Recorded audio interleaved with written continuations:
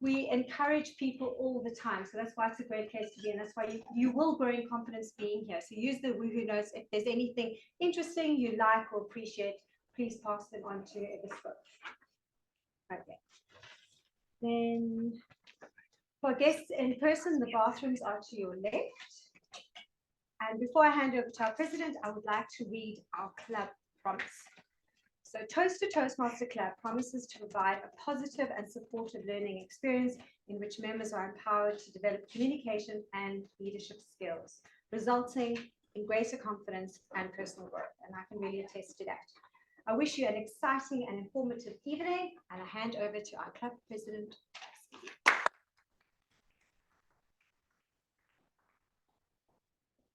Everybody, it's so nice to see everyone's faces, and this is our first time trying out this layout, so I'd love feedback, please, so you can let us know what it's like.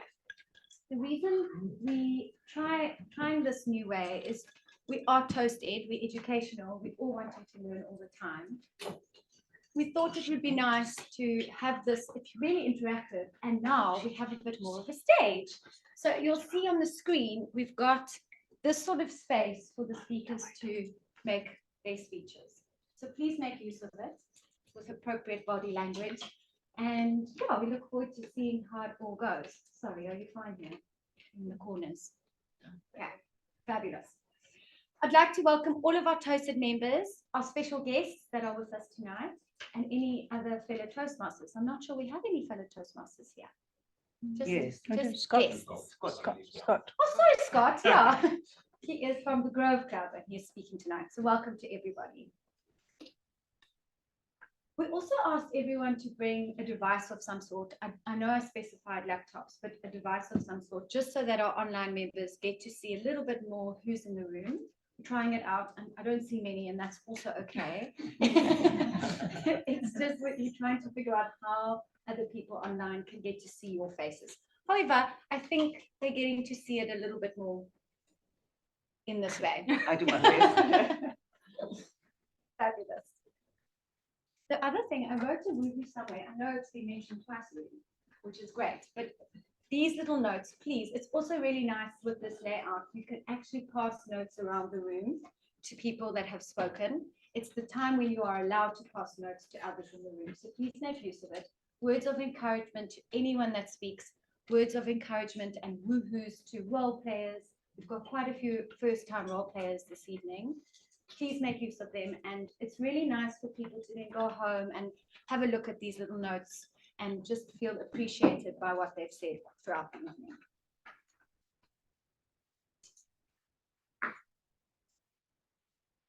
We had some birthdays, which I don't think we celebrated in January. I can't remember, but if we've celebrated your birthday in January, we get to celebrate it again. So we had Tabang's birthday in January and Paul's birthday in January. So happy birthday. And in February, we have quite a few birthdays, and I don't think there's any more, but as of today, we've had 4 birthdays. No, 5 birthdays. So we had Michaela, who's a new member. She was a past member, but has joined us again. She was on the 8th of March, which I'm in February, but we didn't quite get to her. Louise, Claire, Joni, and Sally. I want to just thank all of our members, so all the January birthdays, all the February birthday members, happy birthday. We appreciate everything that you do for us and for making the club so special. So happy birthday to you all. And then I would like to just take a quick moment to acknowledge our guests. We've got a few guests. Hi, Ahmad. Nice to see you again. And I would like to just have just a little word from you, or a little phrase. What brought you to Toastmasters tonight? I'm just going to go this way around. So Roberto, you are the first person. Yes, please share. What brought you to us tonight? Roberto here. Brought me curiosity more than anything else. Fabulous. Great. Thank you so much for joining me. What brought you to Toastmasters tonight? Me too. I've heard about Toastmasters for years. Very curious. Fabulous. Welcome. Alicia, sorry. Alicia, no worries. Thanks for having me. I came to basically improve my public speaking, get over my fear. Great, thank you. share what brought you to Toastmasters? Um, You've joined us before. yes. Yeah. True. Good evening, everyone. Ahmed here. Well, I think get out of my comfort zone, try out new things, and yeah, meet new people. Right. Thank you. Fellow Toastmaster guest, what has brought you to us this evening? So my club kindly put my name down for the upcoming competition, so I'm using you guys as practice for this. I'm not feeling very prepared, so. You got this. What brought you to Toastmasters? Good evening, everyone. Alex, I'm here because of curiosity as well, and I'm looking forward to spending the evenings. Can see any online guests this evening? Yes. And then we have a very special guest all the way from the United States who is a member of our club and is usually online, however, is with us in person tonight. So we just want to acknowledge Daniel. Yeah, this afternoon when we arrived, she said, did you know that Daniel's coming? So I'm like, oh yeah, I see Daniel registered, but I didn't register myself, but it was in person. And then, yeah, oh yeah, you can see him online, but in person we have you, Daniel, so thank you. I'm so happy. Yeah, thank you, we're happy to have you. Gabrielle, I'm going to hand over to you to please do the induction for our newest member, JP. Yes. Okay, good. JP, come.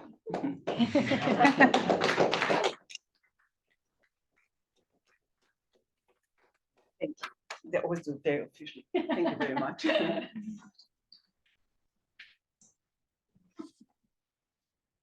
I would like to introduce to all of you latest, most beautiful young member, JP Schmidt. And I think you came one or two times and then you jumped second time. Second time tonight. Today. Yeah.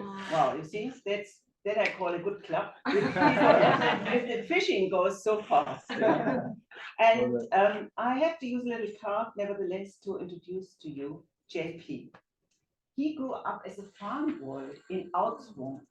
Now, I think if you grow up in the countryside, it brings a lot of freedom with you and a lot of spirit and eagerness. And he didn't stop in Oudsprung. He went in next to Edo Elephant Park, or next to Edo Elephant Park, where his parents had a beautiful farm, again out in nature and very connected, I think, to his heart.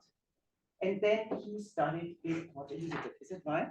You studied and BCom, you did a BCom in BCom and economic science. So there's economic science. Isn't it? And he had the great luxury to live in his parents' holiday house in Cape St. Francis, which meant he was surfing and fishing. Another point to be a very eligible young man. His father was a very entrepreneurial minded person who invented the egg hatching incubating system and later developed a system software called SynRec.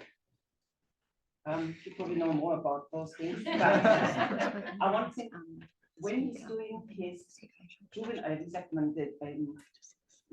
virgin speech, it's called the icebreaker. You will hear much more because the CD is so interesting. We only pick little points out here. That's not tonight, though. That's what? That's not tonight. No. Okay. The virgin moment is coming. Yeah. So JP, after graduating, started working for his father's company as an Eastern Cape regional manager, and then graduated up to national sales manager in the years from 2002 to 2019. Then came a little bit of a change, and he came out of his suitcase live and joined. Is it a family member or it is a friend? That's South African Radita. Yeah, but is it a family member or is it a friend? Okay. So now he started to socialize in the circle of Percy Montgomery. You can imagine what happened then. But he took himself a little bit back again and started another successful career and joined the AW Cape, a Sage Business partner. Yes. Okay, for me, it's all Chinese, but you will explain it. He won high awards for closing big deals for his company, all of that coming personally. And he has joined Toastmasters as well as all of us to further his speaking skills and become confident. There's a lot of hobbies which he will come to as well when he gives his speech, but you can imagine the water plays a big role. And socializing is not number one anymore. He has found deeper other meanings in life than that. Okay, so now as an induction, it means a little bit of a baptism to our club. And we have a kind of format which we use.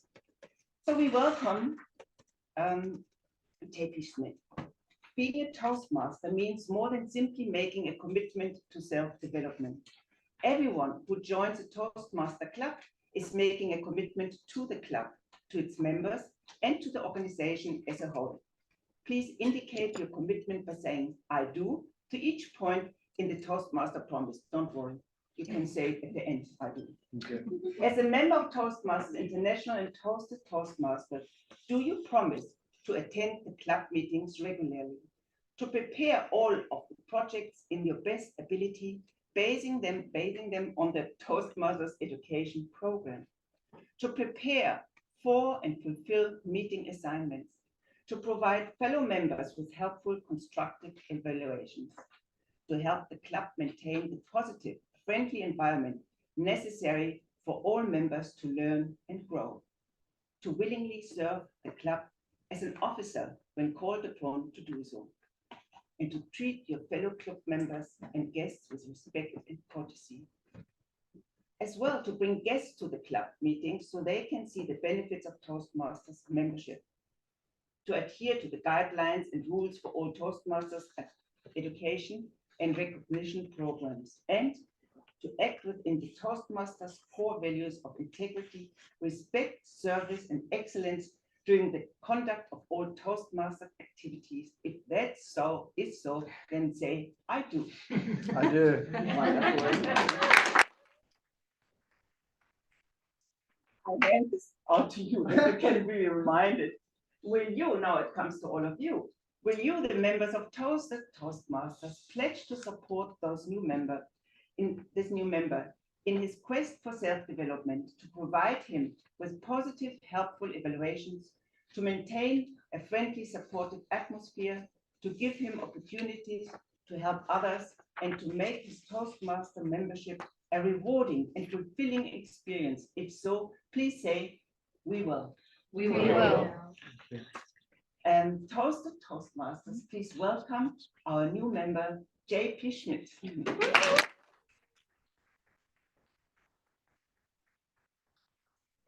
Thing as well, which is not only a tradition, but is, I think, sometimes even a must. You will have a mentor who is guiding you definitely through level 1. And Sean, who's unfortunately not here this evening, you're very lucky, is going to be your mentor. So you will be guided. Thank you, JP. Thank you, everyone.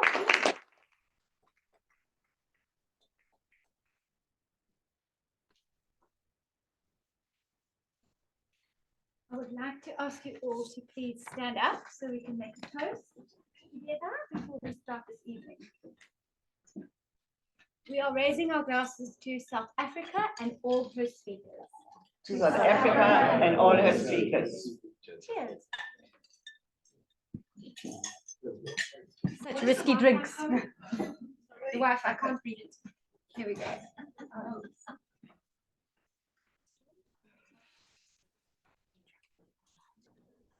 It is my pleasure to hand over to our Toastmaster of the evening. He is the MC of the evening. He helps ensure the meeting runs smoothly and facilitates every little role that takes place in the evening. And it's our first time role player for Richard. Welcome, Richard, and thank you for taking on the role.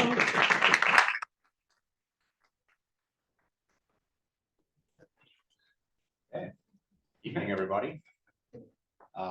As Justine mentioned, I am the Toastmaster for this evening. I'm Richard, in case you missed that. And yes, this is the first time I am performing this role. So please be patient and smile and clap for me, please.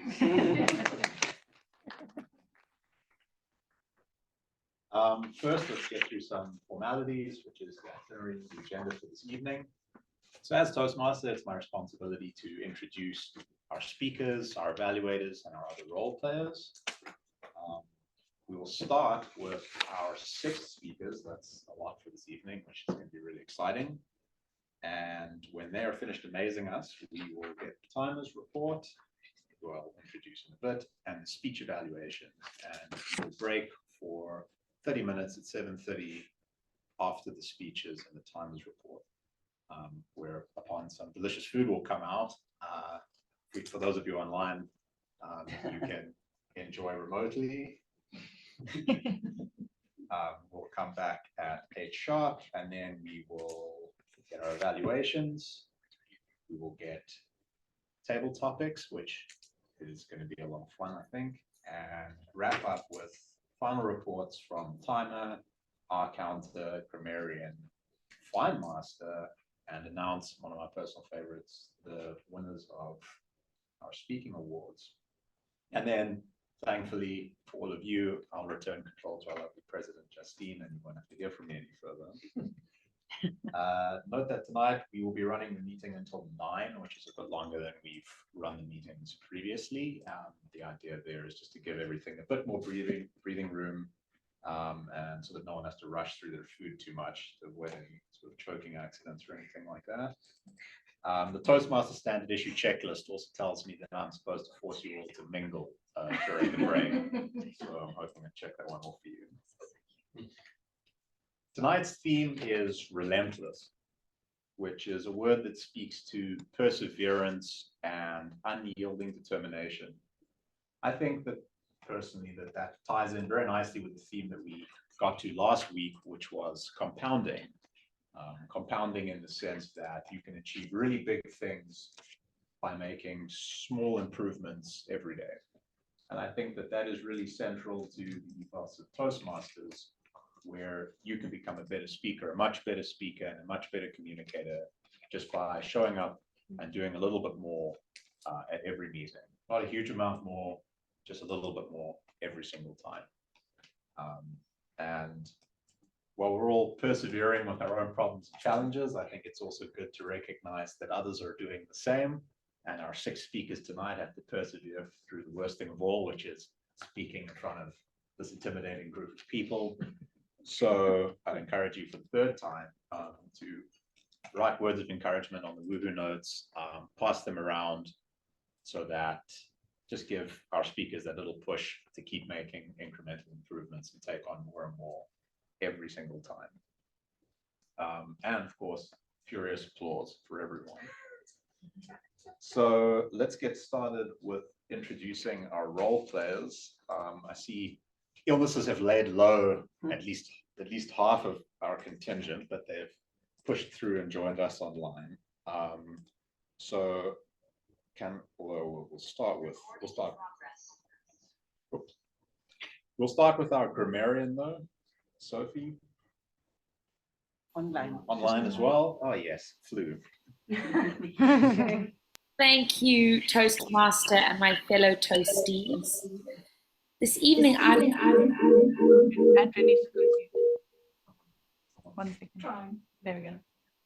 be speaking with a great echo, apparently, or not. I will be the grammarian for this evening.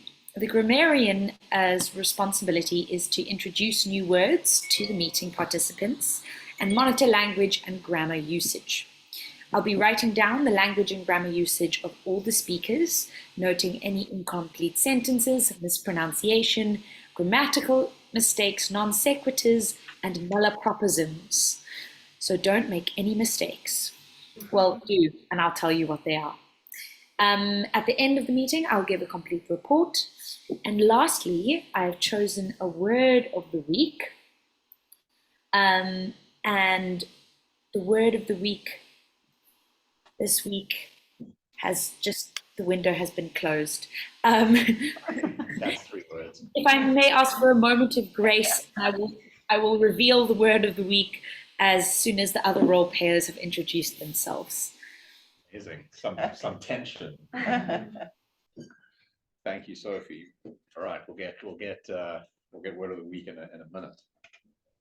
While that's emerging, Leah, can you? I think maybe just you're online, right? No, but she's going to be in the room. But I mean, everyone can see her. But it's going to echo. Oh, it's going to echo. Okay, come up. Sorry, I'm technically challenged. You can mute. You can still use your color button, but just mute yourself. It is. You can, but it's not got a red line through you. Thank you. Oh, I'm not logged into audio at all. Okay. Oh dear. Okay, just get on here and introduce yourself. Leah, the timer.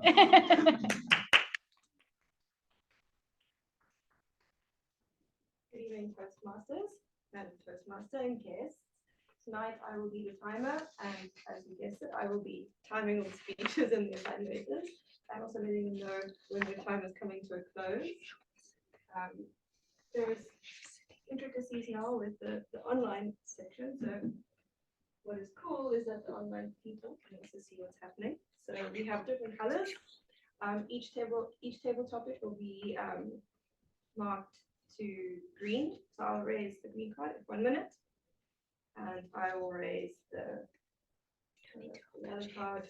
Okay, I'm going to leave this for now because this is very complicated to speak as well. The yellow at 1 minute 30, and then the red I will raise at 2 minutes, which means that you are over time. For the icebreaker speeches, of which we don't have any tonight, the length is 4 to 6 minutes. So 4 minutes, once again, the green card, letting you know that you are getting there. The yellow card at 5 minutes, so that you know that you should speed up. And at 6 minutes, the red card, which means your time is up. Most of the speeches tonight are going to be ranging between 5 to 7 minutes. So at 5 minutes, you guessed it, the green card, lets you know that you should be thinking about your end. And at 6 minutes, the yellow card, lets you know that you should start speeding up. And at 7, the red card to let you know that your time is come to an end. I will also be evaluating the evaluators. So at 2 minutes, I will raise the green card. And at 2 minutes, or 1 minute to 2 minutes, 30 seconds, the yellow card would be raised.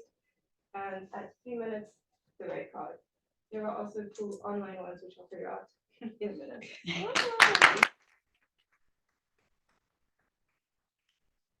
And then another role player, laid low by various illnesses, is Joni, who will be our R counter for the evening. Joni. Well, greetings, Mr. Toastmaster, fellow Toastmasters and guests. The purpose of the R counter is to note words and sounds that are used as a crutch, a pause, or a pause filler by anyone who speaks.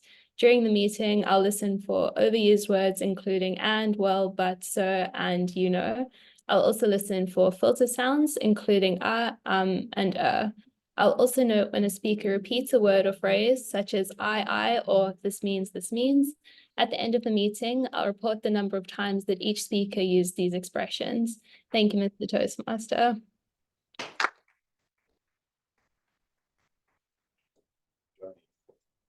And then just to check back in, Sophie, do we have word of the week yet? It is with great candor that I reveal the word of the week, which is in fact candor.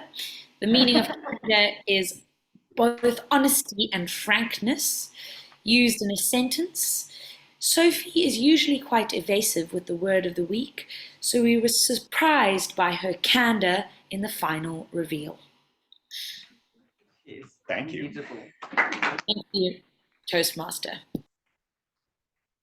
And what's some candor that I said? It's cheating to use the word in a sentence before announcing it. And then our last role player of the evening, our club special, we have Catherine with Fine Master.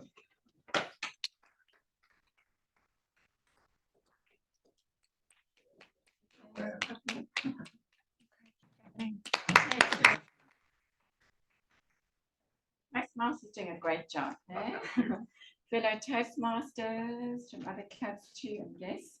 So this is a role. It's a really fun role. It's my favorite role. At the end of the evening, I'm going to walk around with a glass and I'm going to fine people for all the funny things that you said and did. So please, please don't take it seriously. It's all in the name of jest. It's all good fun. People get fined for all sorts of things. And you also get fined for really good things. So if you happen to do something just to amp up the quirk a bit, yeah. So if you happen to do something really spectacular in the evening or excel, you might get fined for that too. So get your coins ready, or your 10 Rand notes or 20 Rand notes or 100 Rand notes if you're feeling generous. I'm sounding like very now. And I'll be going around at the end of the evening. But I just wanted to say, I can't express more how lovely it is. I did a speech recently, as Justine correctly said, to really go home with just a pile of woohoo notes, with just a few tips, even from people from other clubs or accomplished Toastmasters or anyone, just to go home with a few notes. So let's really, really support our speech, our speakers. We've got 6 tonight, and just shower them with woohoo notes. And also online, I think they can do it on the chat. Eh? Yes. Yeah. So I think because we've got some speakers online, so they can be sorted on the chat. Thank you. Amazing. Thank you. And now that all the formalities are out of the way, we can get to the bit that everyone's eagerly awaiting, I'm sure. All of our speakers of the evening. As we mentioned, we have 6 lined up. So I'm going to hand over now to our first evaluator, who will be evaluating our first speaker, Yolanda. Paul, who is online, and he is going to introduce speech and what Yolanda is asked to be evaluated in that speech. Paul. Good evening, fellow Toasties and guests. Tonight I will evaluate Yolanda. His speech is Relentless, and I will listen to his vocal variety, to his body language, and to any gesture that he will use to improve his speech. Over to you, Mr. Toastmaster.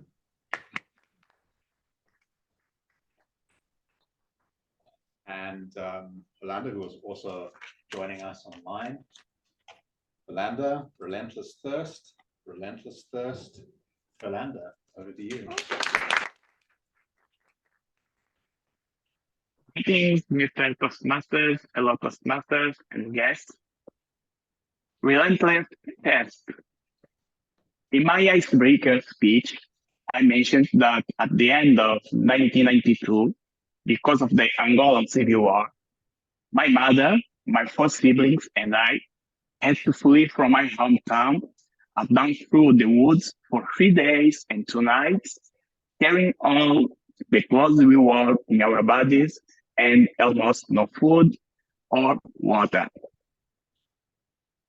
We started the walk.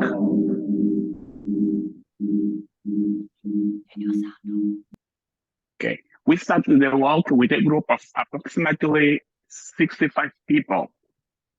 And the walk, as the walk progressed, my mother fell behind because she was not well. Therefore, my brother, a friend of ours, and I also went late to accompany my mother. Hence, leaving my other brothers, 2 girls aged 4, 9, and 11-year-old boy alone in the care of other walking companions who had realized we were lost in the middle of the bush. Oh my God. We knew that we were in great danger. In the main group, we had been safe because the hunters who dominated the area had been guiding us. Alone, the situation was quite different because we could be caught by the rebel force who would kill us or turn us into young soldiers. For my mother, her primary concern was whether her other children were safe. At a certain point on the walk, we turned right along the trail, certain that it was the correct path, which turned out to be a real odyssey because It was the driest path in the region. It was seldom used because there was hardly any water. On the other hand, looking back, I think that perhaps it was the best way to escape from the rebel forces. After working on a trail for almost 4 hours, we found another group of people, many of them children and elderly people. Fortunately, my mother knew some of them, so she asked us to keep walking faster to seek news from my brothers while she remained with the group at her slower pace. The day was quite warm and sunny. Without us realizing it, we were in an area with no trees. I mean, no shade around. We were so thirsty that we couldn't hardly speak. There was a lot of bush and with very thick grass. It was almost impossible to cross it. Suddenly, we came across animal noises close to us. We stopped to see what is happening. However, I believe they recognized our presence and quickly ran away. By the footprints, we believed were some kind of antelope. When we continued and passed through the bush, we came across dirty water. It was so dirty that it looked muddy, mainly because the animals had sunk into it. I think it was midday or 1 p.m. Despite our immense thirst, we looked at the water and thought, no, if we drink this water, we will die.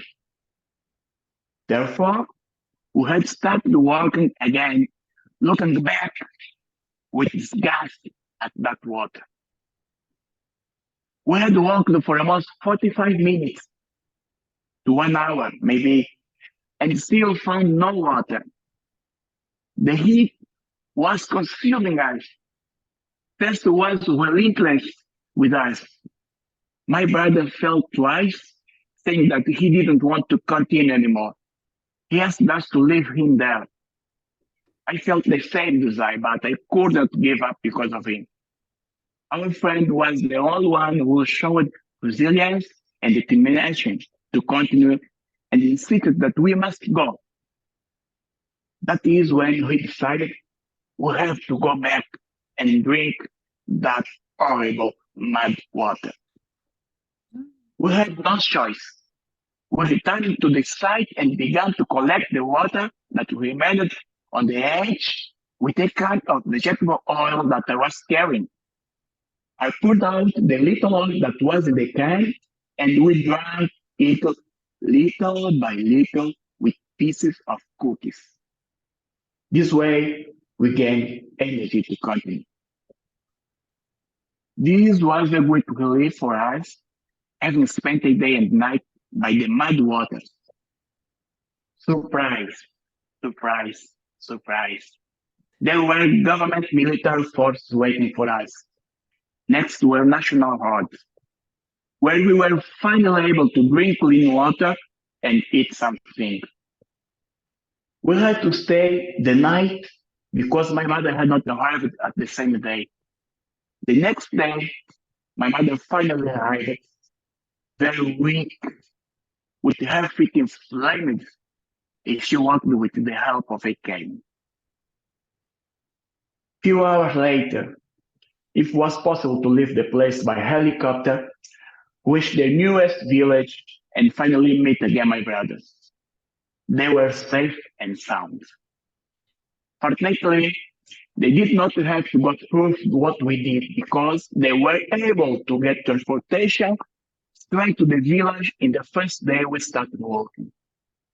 Thanks God, we were alive and together again. Hooray, hooray, hooray. The end of Relentless Fest. Thank you for your attention.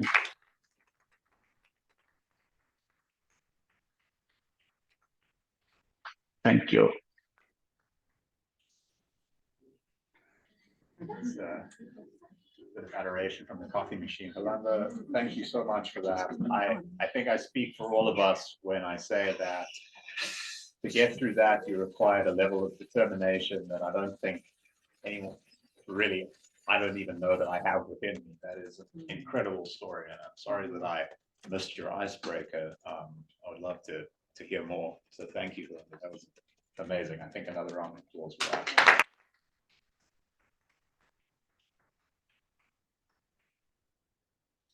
Right. Bar's been set high. I would now like to introduce, also online, Libby, second evaluator for Jeremy. Libby, can you tell us what you will be looking for in Jeremy's speech?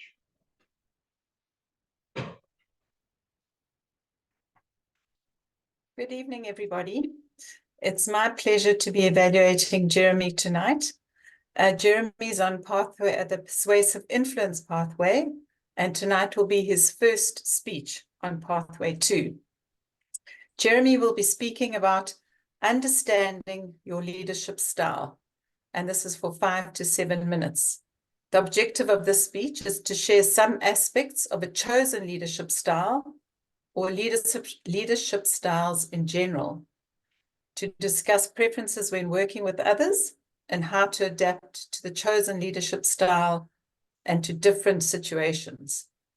I'm sure I speak on behalf of everybody that I look forward to hearing Jeremy's speech tonight, and he's asked me to look particularly at whether he tells a captivating story from the heart.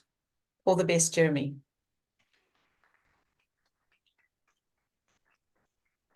That he will. Jeremy, How to Stand Tall. That's the correct title.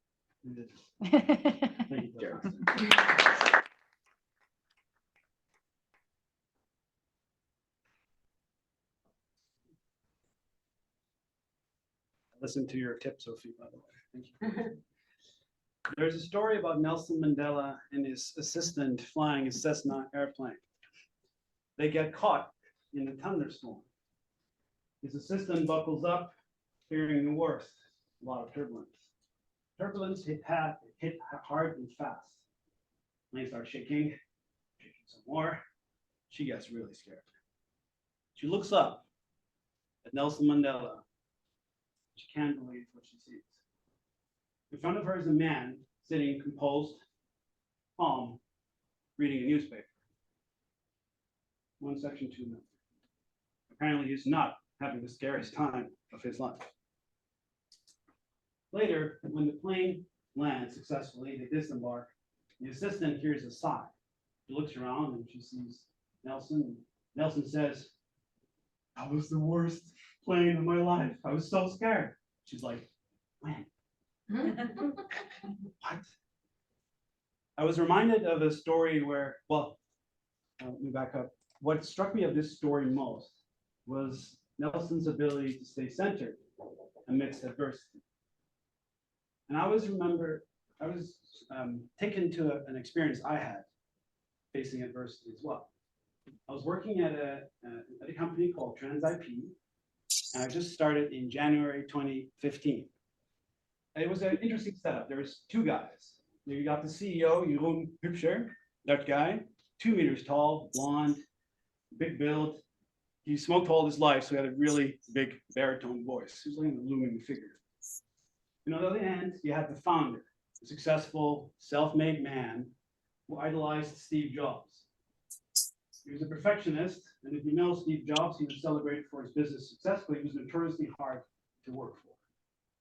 I learned that applied to Ali as well. Ali required me to send my homework, a 1-week, 2-week, and 4-week plan ahead in advance for him to review, and I would meet on a Wednesday morning to talk it through. Eager to meet this self-made man, I did my best, send my homework, and in my first week, I was excited. I'm going to fast forward to that meeting 10 minutes later, 11 o'clock, 10 past 11, 11:10. I sit in front of my computer and writing my resignation letter to HR. I'm about to hit send, and suddenly this big looming figure stands next to me, Yulun, somehow magically appeared out of nowhere, but he must have been seeing me sulking, moaning, going. He said, he didn't even ask me how it went. He said, what are you going to do next? And I started to unfold, unravel, and said, look, I'm sad, I'm hurt. What hell happened? This was humiliating. And he simply ignored all of it, and he said, so how are you going to prepare for the next meeting? And there was something in me that went like, he says, look, Jeremy, you got to find your way with Ollie. He's not an easy man. I know. I've been working for years with him. But if you filter out the noise, focus on the quality of your work, you can achieve incredible things. I found my way with him, so I know you can too. The thought of going through another session with Ollie, an Ollie session, as we famously called it at some point, was scary. But the words, the infinite wisdom that Yulun shared made me want to do this. So religiously, I focused on this work. And before I knew it, it was Wednesday morning, 10:15. I'm waiting in the waiting room to discuss my homework. I overhear what's going on inside. And it's not good. Someone's getting Ollie treatment. And at 10:55, the door swings open. I remember my coworker crawling out with a red face, trying to contain his tears, making his way scurrying in a corner to probably cry for the rest of the day. I felt like, oh, I've been there. That was me a week ago. But this time, I'm ready to do this. So I stand into this room and I see Ali, an Iranian man, 40 years old, black hair, fox eyes, looking straight at me. Grab the seat, he says, don't bother. I take a step back, my heart freezes. And he says, Jeremy, it's an improvement, but it's still shit. Get out. I walk out, and on my way to my little desk, I go like, heck yeah, this is progress. This is definitely not last week. So I continue my work. Later, Yulun somehow magically appears again to check in on me. I think he just did a round after Ali had visited. Just to look at his children and stuff. And he looks at me and he sees me smiling. After which he said, Jeremy, well done. You keep it up. Now don't get cocky, and you keep working hard, but this is finding your way. I salute you, I applaud you. I ended up working at TransIP for 3 years, meeting with Ali every single week. It never got easy. It was never comfortable. I never really enjoyed it. But the lesson learned from Yulun to single out the noise, filter out the noise, and stay committed with one focus, to focus on what's next, taught me so much about myself and about what I was capable of doing. So just like Nelson Mandela, sitting in the thunderstorm amidst adversity, being centered, so too did I learn how to remain centered amidst the raging thunderstorm personified in a man called Ali. Now, sometimes in life, all you have to do is weather the storm and stand tall. Isn't that what life is all about?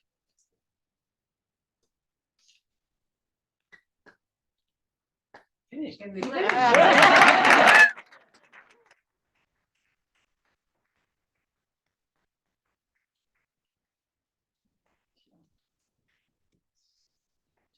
Excellent use of dramatic pause at the end.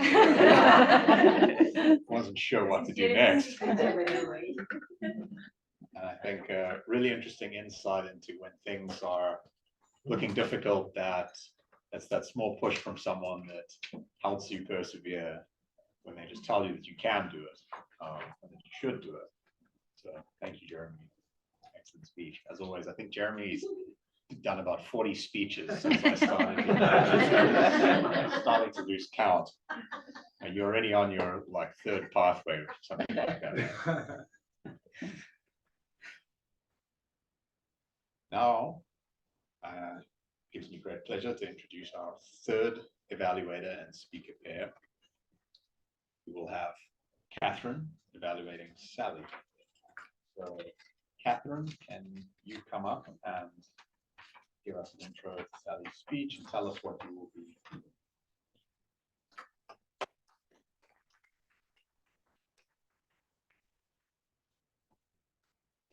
So Sally, I'm so excited to see your speech because I know we did our first ones together, I think. So very excited to see it.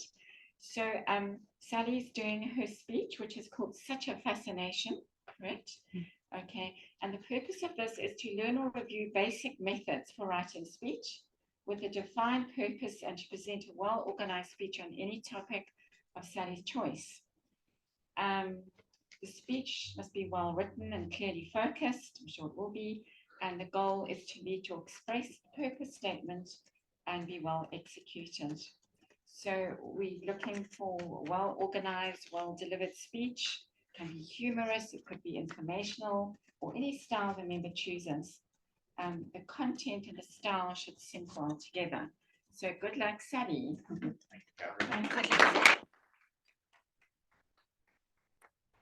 Welcome to Sally, who is in such a fashion.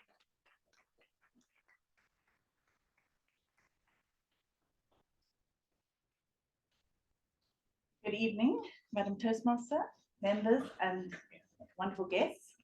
Such a fascination. Have you ever wondered? Well, I've always wondered.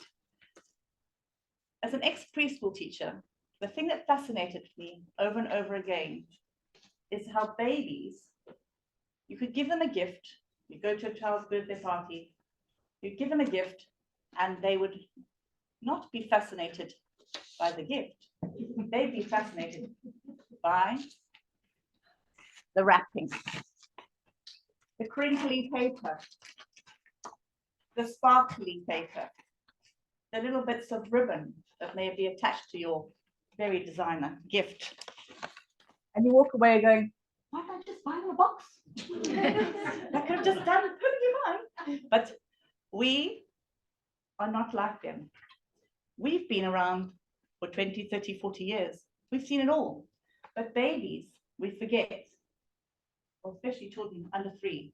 I truly, deeply believe don't need toys. But most of us have been around for many years.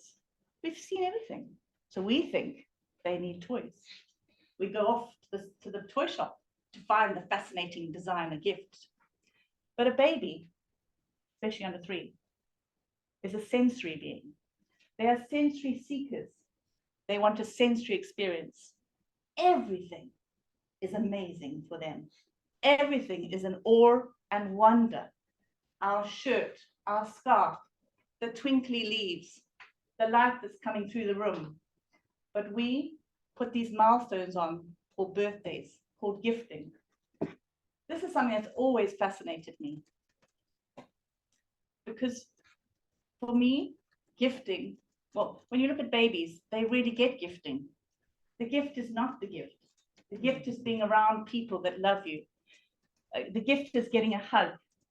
The gift is the wrapping. It could be a simple note. And going back to my speech and the reason of my Toastmasters is I would like to be a better public speaker, and being an ex-educator, I've always dreamed about giving talks to moms and parents. So going back to the more theoretical part of my speech is to share with you and hopefully impart some wisdom maybe, or some thoughts that hopefully you'll leave with about children and their stages of play and how it integrates even to adulthood. So there's many theories of child development I'm not going to bore you with, but I'm going to just share with you a little bit about the stages of play. In the beginning, there's a stage of play called unoccupied play. When a baby plays, it's got its legs up and it's around. So this is why this is fascinating. You can literally put this up, and as soon as his toes or fingers touch the paper, it's amazing for a baby. Okay, unoccupied play. Baby, you can leave them on the mat. It's heaven. You can read your paper, you can read your magazine. These days you can use your iPhone and you'll get on your, catch up with your friends and have a breather. You also then the second stage of play, when they get a little bit older, is called solitary play. Also fabulous. They just want to be put in front of, in my opinion, a basket full of household objects. They don't need the beep, beep, beep, the ting, ting, ting toys. They need the Tupperware cupboard. They need the box full of scarves. They need the silver measuring spoons, the ones that clink and clank. They will love it. And again, they don't need friends. They just need to sit there and know that you're there, that someone's there. They can have friends in the room, but I can assure you, they won't be going, oh, there's Tom, my mate, and there's Sarah. Oh, I'm so happy. They will be death staring your well-meaning play date. But you as a mom can be rest assured if you leave them parallel play, they'll be as happy as Larry. After this play becomes, oh my God, like solitary play. Did I say solitary play? Yeah. And then there's parallel play. So parallel play is just before preschool happens. They don't mind Tom and Sarah and Lisa coming around. They quite love them being there, but they're not that competitive. They're not going to know that Sarah's got Fisher-Price and Tommy's got Mr. Crazy Store plastic ting Tommy. They're just going to be parallel playing along, and again, more interested in the sounds and the emotions around them and how you as a parent are feeling. In this parallel play, they are still, and in all these stages of play, what's fascinating is there's three sort of veins that they're going through. They're going, what is it? Okay. And they're going like they're sucking their thumb, they're pulling your hair. They want to know what is it. Then they get into what can it do? And then they get to the point of play, just before they start preschool, is what can I do with it? And they will scrunch it and stuff it and hide it and throw it. And then you know as a parent, you've done well. You've had the paper, it's gone from their babies crashing on their feet to be able to say, what can I do with it? They rip it all up, sticky tape all over their house, and then they find out, what can it do for me? It can actually stick stuff to the wall. It can actually stick stuff to the thing.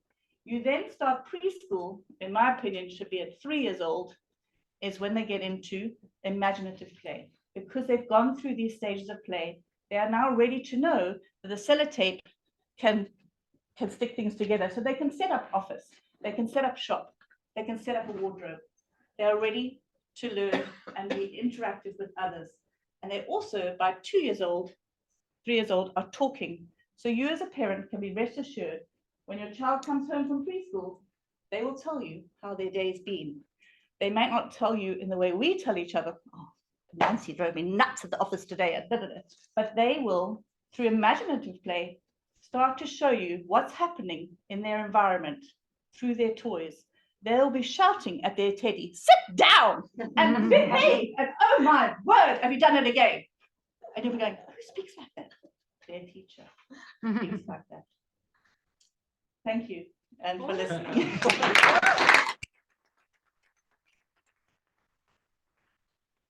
I was supposed to end with, that's the fascination. Thank you so much, Sally. As Mr. Vocal Variety himself, I must say I'm undertaking a determined effort to achieve that level of vocal variety in my next speech.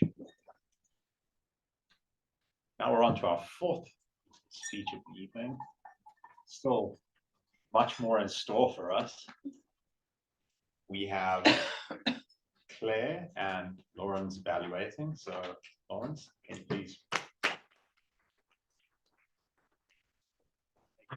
Toastmaster.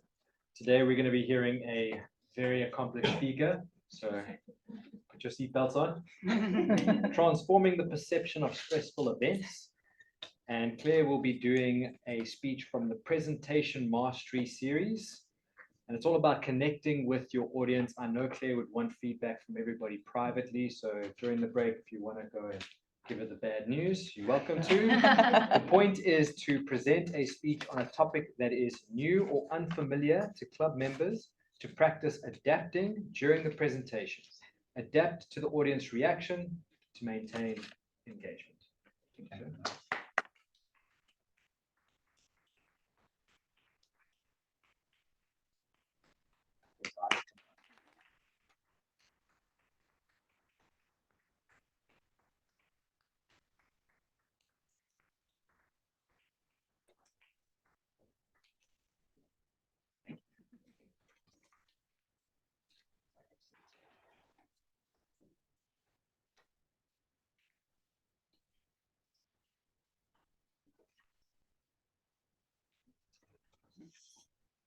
So you know that feeling when your mind goes blank?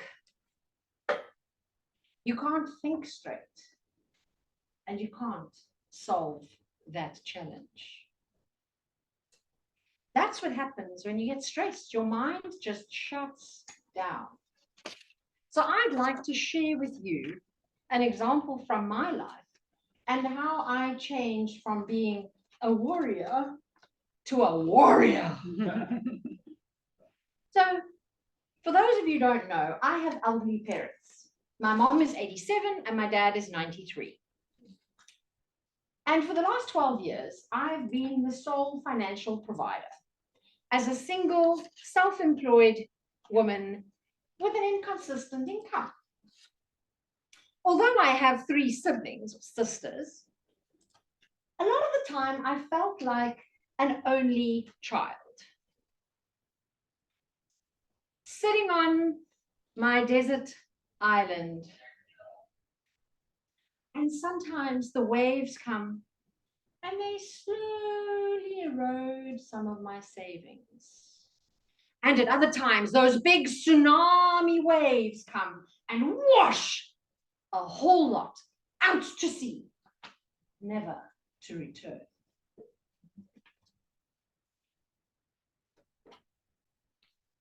Have you ever felt that kind of feeling, those kind of emotions?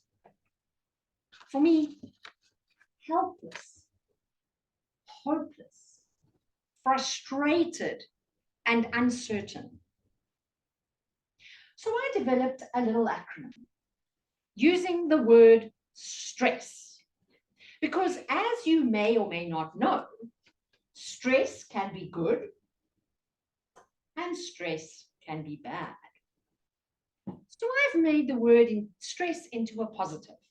So the first S stands for speak to a friend or family member.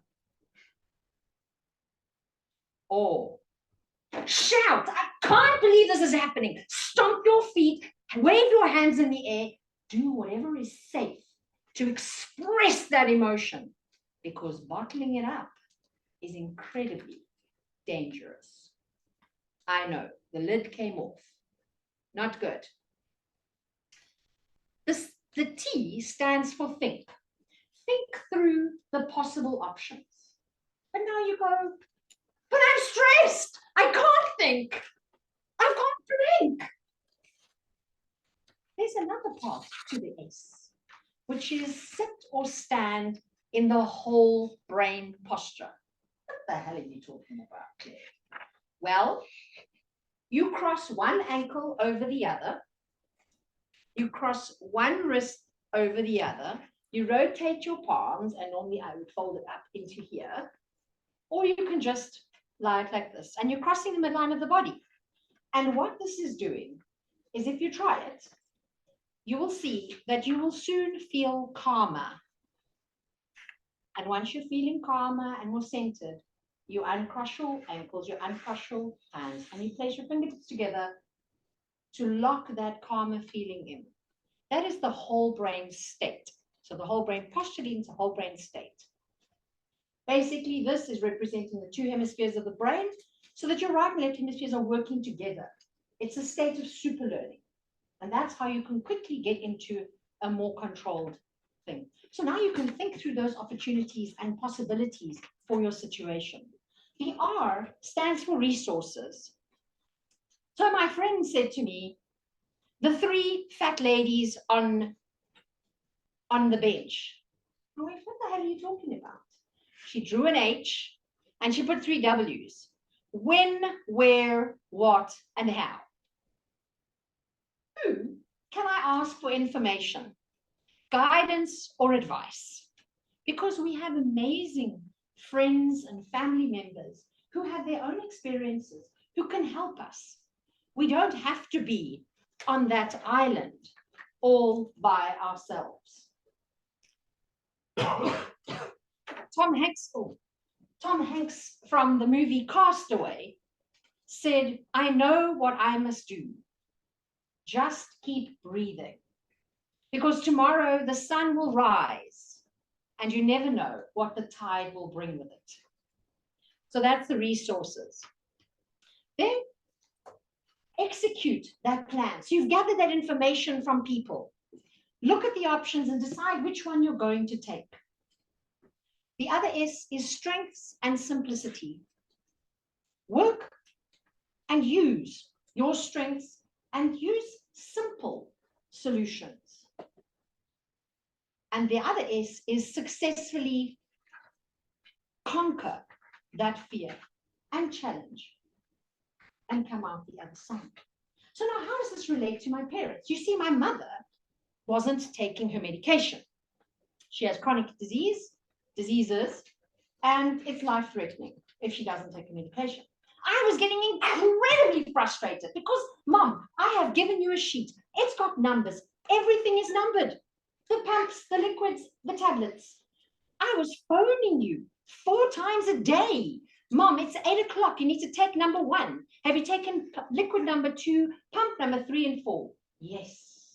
After breakfast. And so it went 4 times a day for 3 weeks, and Mom got sick. It's like, what on earth has happened?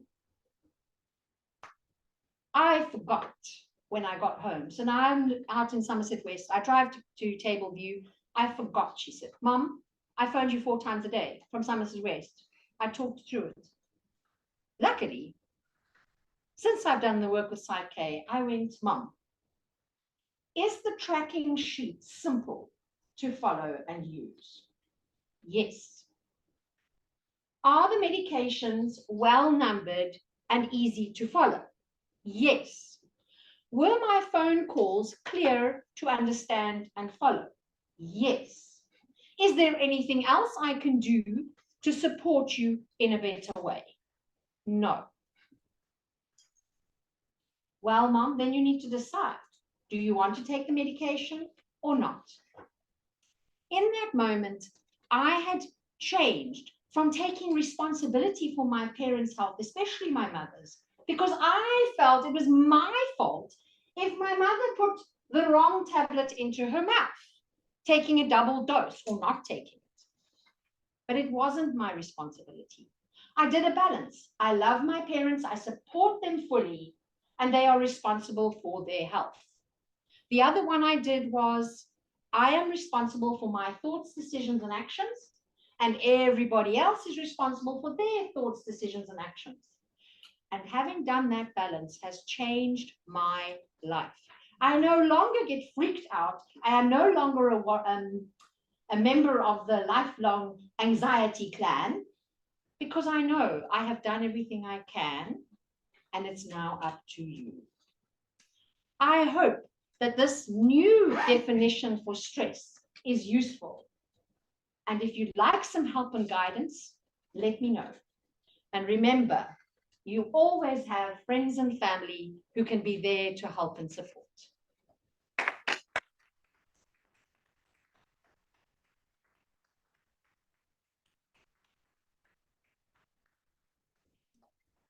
It's not compulsory. Oh, yes, it is. But I do welcome them. Okay, thank you so much, Claire. And that is, I would say, definitely some useful advice that you can use in any situation. Then I see Nina is both speaking and evaluating tonight. A lot on her plate. So our 5th speaker is Scott, visiting, being evaluated by Nina, who is online. Nina, could you tell us what you are looking for in Scott's speech this evening? Thank you, Toastmaster of the Day. Good evening, everyone. Today, our Toastmaster Scott is attempting his speech from Presentation Mastery Part Level 3, and the project is using descriptive language. Purpose of this project is for the member to practice writing a speech with an emphasis on adding language to increase the interest and impact. Note to the timer, the speech duration is 5 to 7 minutes. Wishing you the very best, Toastmaster Scott, and back to you, Toastmaster of the Day.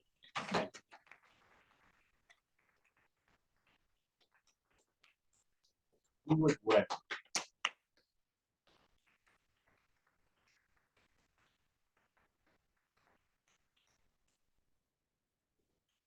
Good evening, Toastmaster, fellow Toastmasters and guests, which I am one of them. Violence, it's coded in our DNA. It is a useful trait for us when we're an early species to fight off other predatory animals or other tribes, or to ensure that the strong parts of our DNA is passed down to the next generation. So it's no wonder different cultures around the world develop their own styles of fighting.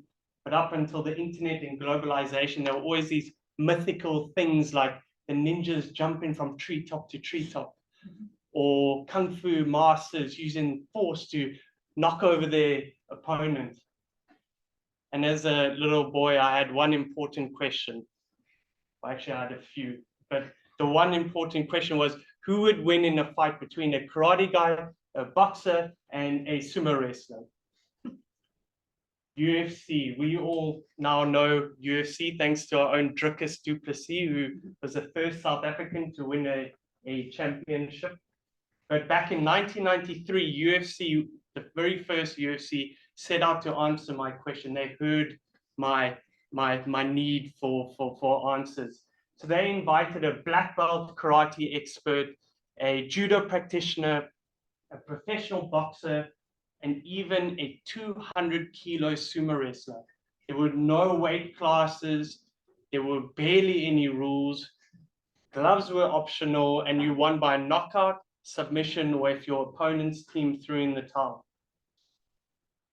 And the very first fight, they had Taylor Willie, the 200-kilo sumo wrestler, against Gerard Gordeau, who was a Dutch kickboxing champion.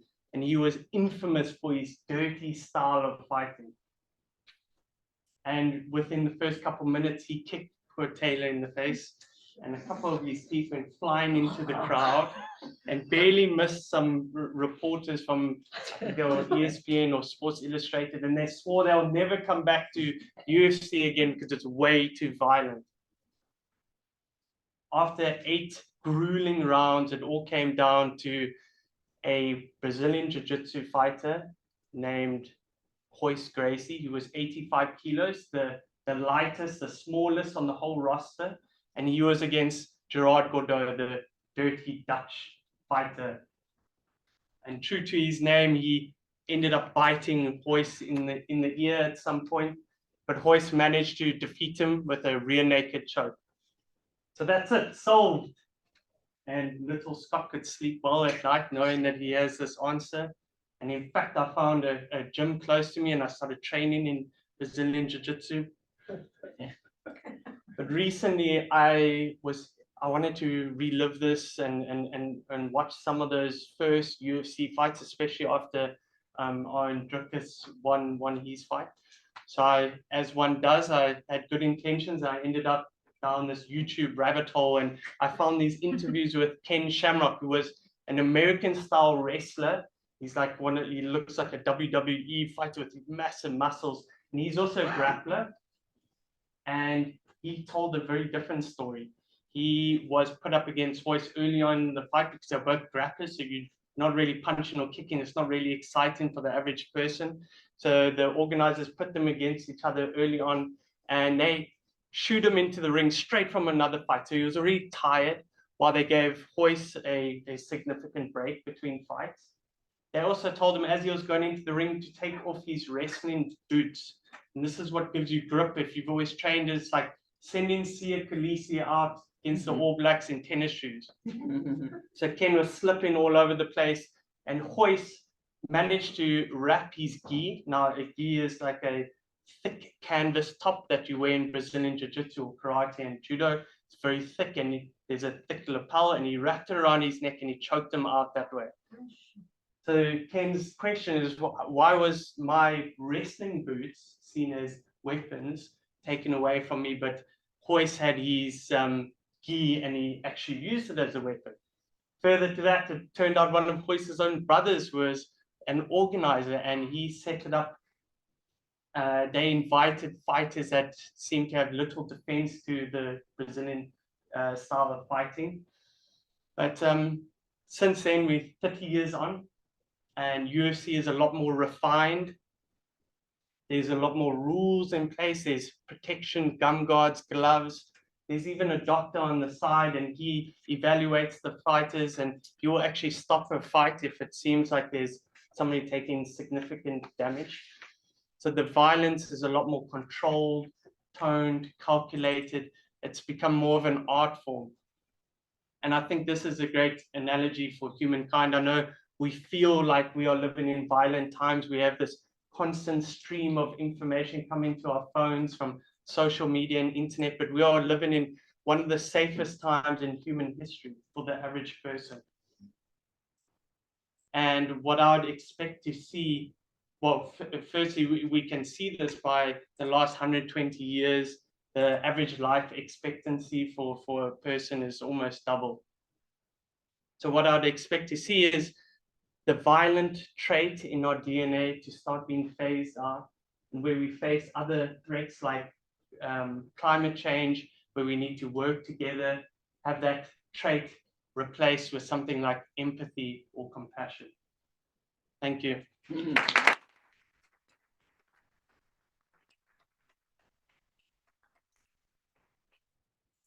So much, Scott. I was going to crack a joke about Scott being a violent child, and as I was kind of getting to it in my mind, he revealed that he was also trained in a martial art. So I think I'll just keep it to myself, because we don't have doctors on the side here at Toastmasters. That brings us to our last speech of the evening. I see we have Lawrence on the roster again for evaluations for Mina. So, Lawrence.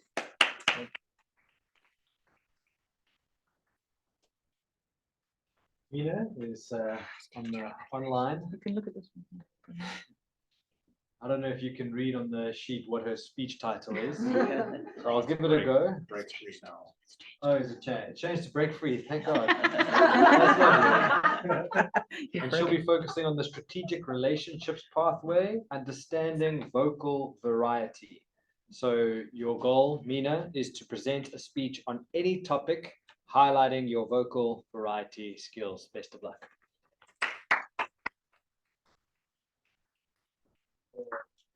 Mina gets started. She did ask that if everyone could just get a piece of scrap of paper and a pen in front of them. She hasn't revealed the purpose of that yet, but if you could all just get a scrap of paper and a pen in front of you in advance for the speech. Mina, break free.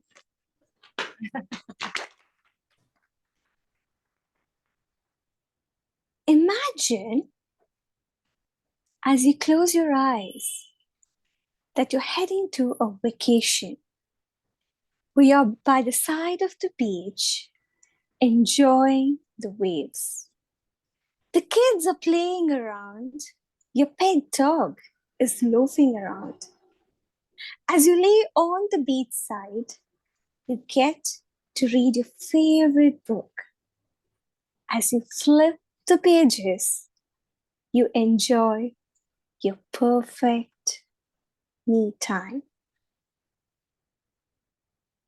Now, as you open your eyes and slowly traverse to the reality, where you're heading to office, you're running late, your boss is calling, you have to give a presentation, half-eaten sandwich lies on the table, kids are all pranky and cranky, they're not going to school, you have loads on the table, you have to balance them all, and you're all exhausted. Have you been there? Have you felt that? We all live one life, but somewhere we live dual lives, waiting to catch up for the perfect destination trip and struggling every single day to fight stress, anxiety, and the time to make time for family. Now the question is, how do we break free from this duality of life and live a single life with purpose where you can take control of your life? Do you want to know how to break free from this? If yes, online members show me a thumbs up. And people seated in person say yes to me on the count of 3, 2, 1. Yes! Fantastic! Let me share the framework that I got to learn from one of the facilitators in a workshop by Arun. This framework has helped me a lot. It goes this way. Take a sheet of paper, take a paper and a pen and draw 5 cross 5 table, just like the way you see here. 5 rows and 5 columns. I will give you 10 seconds to do that.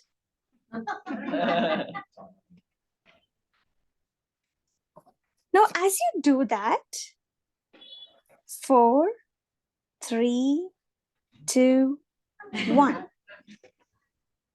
Think of the different personas or avatars who live in your life. A sister, a mother, a daughter, a spouse, pet mom, maybe a dog mom, plant mom, on a professional front, a teacher, lawyer. We are all living different avatars. Put them all on the very first cell of this table. The very first cell at the top left, put all the avatars who live in your life. Harlander, I see that you're not doing. Go ahead and start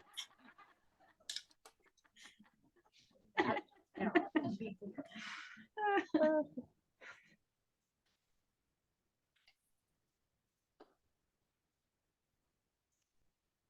6, 5, 4, 3, 2, 1. I know we have a lot of personas. Don't worry. Even if the list is partial, it's okay. Later on, you can start filling. Now, the second thing you need to do is in the very first row, that is the header of the table, go ahead and write daily, weekly, monthly, and quarterly. I repeat, it's going to be daily, weekly, monthly, and quarterly.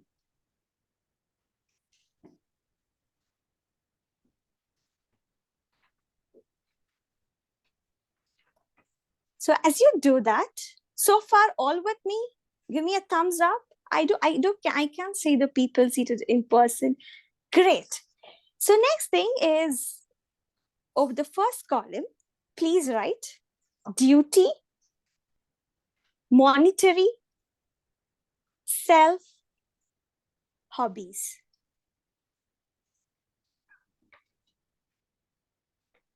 Duty, monetary, self, hobbies. Now the framework is set. Now the next part is all about thinking. With the different personas of life, just jot down the daily activities that you do as duty. Picking up kid from school, taking care of your mom, giving a call to your friend. All of these are the daily duties. And put them in the first cell. Just start writing the personas that you do daily. And maybe on a weekly, you're a coach, you're coaching someone, it's a weekly activity, or you're mentoring someone, it's a weekly activity. The first row, please fill the first row with the different personas based on the duty. Monthly could be as simple as visiting a voluntary organization or anything. And quarterly could be your goals that you wish to set. maybe starting up a startup on a quarterly basis, taking care of the revenue, all of it. The second one is monetary. This is what we do for our living. For me, it is on the daily activities to complete the task assigned to me. For you, it could be taking care of kids in the school or completing all the drama activities at college or completing your studies, be it anything, put it under the monetary activities. On daily, weekly, monthly, and quarterly basis that you do for your living. Then following that is self. This is most important. What do you do to pamper yourself? It could be as simple as grooming or going for a massage, spa, just stepping out to feel the cold water in your feet, or a daily walk in the night. As simple as little things that make you feel happy, that makes you feel happy. This goes under self. What do you do on a daily, weekly, monthly, and quarterly basis to take care of yourself?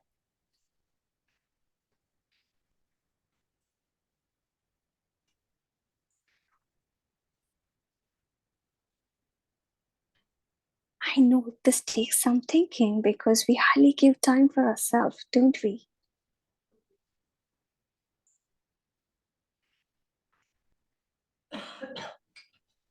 So what comes next is hobbies. What are your favorite hobbies or long forgone hobbies? As simple as picking up brushes, going for swimming, trekking, traveling. Put them down. Do you do it daily, on a weekly basis, or on a monthly basis, or on a quarterly basis?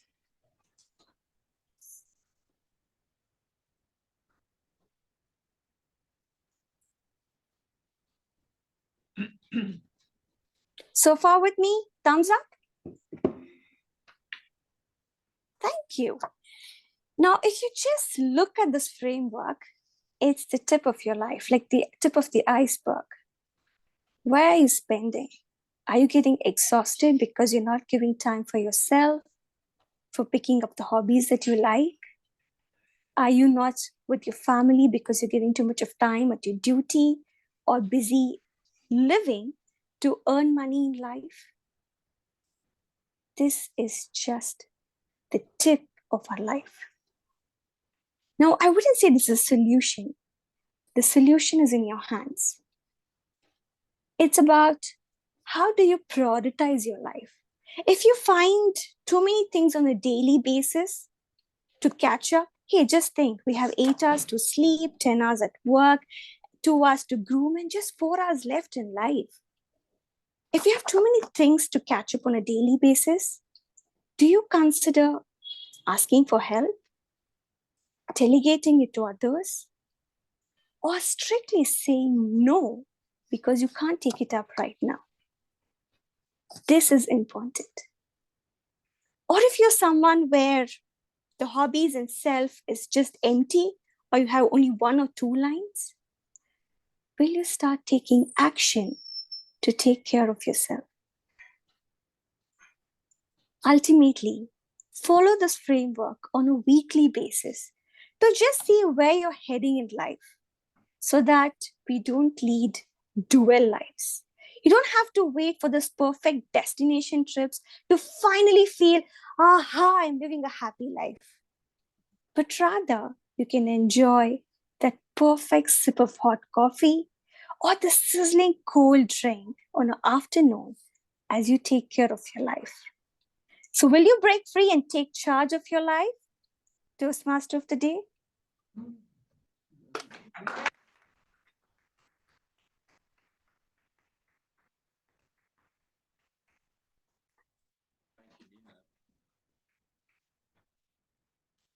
I be candid, that's the most work I've ever done. It's real introspection on the fly. All right, now we'll quickly get the timers report for the speeches. Yeah.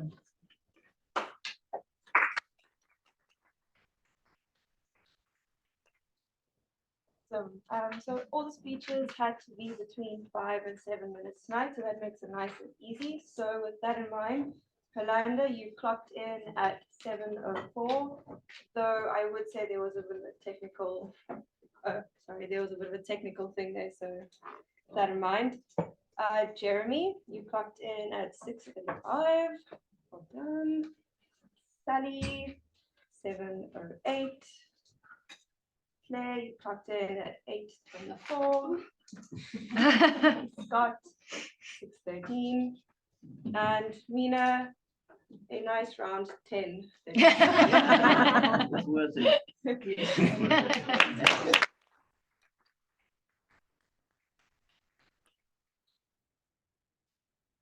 All right, I believe we will now, with our Scott takes notes, and technologically advanced club, we are going to vote for the best speaker. So pick up your phones and get out of the way a little bit, and if you scan that at the back, I don't know if you guys are getting it, and cast your votes.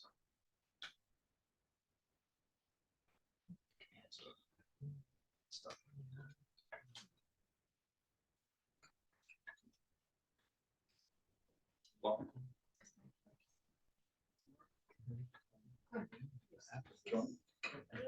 oh yeah, I can cost for you.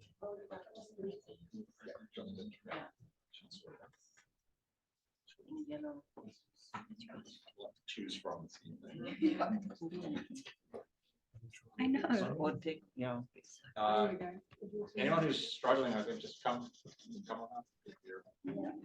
You can also zoom, I think, if you zoom with your camera. Is that message from above? You should just get an iPhone. Get an iPhone. Mine is not an iPhone. Yeah. You do. I have to find someone who uses them.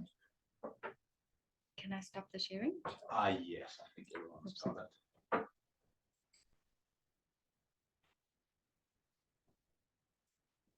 Right, I see some reveals still too. You Oh, sorry. I'll go again.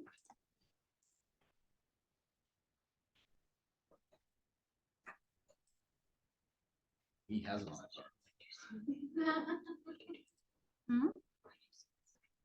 iPhone. Oh, sorry. I ended the slideshow. Sorry. We don't want to be so technically Lots of advanced. multitasking here. Right. And that brings us up to the best part of the evening. Will you just please tell the online people I'm going to put them in a breakout room so they can chat and mingle if they wish. Yes. Yeah. So we're going into the break now. So everyone in the room, obviously there's food and drinks at the back, and then everyone online, as I'm sure many of you know by now, you'll go into the breakout room where you guys can chat, and we will reconvene at 5 to 8.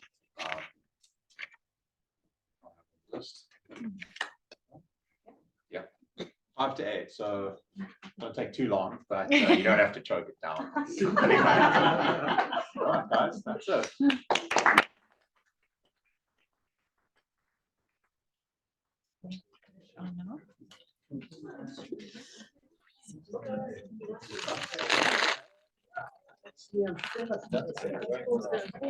Yeah.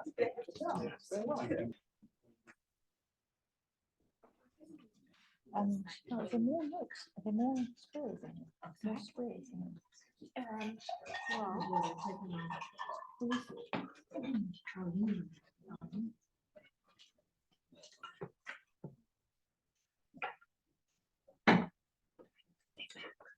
Oh, they will close it. So just give me 19 seconds for you to come back. 70. Time the clips. It gives join. them So they're 60 all out. seconds to come out. They're all out. Other people join. Now I'm waiting for Sophie and Paul. And maybe they're busy chatting. Are they still in?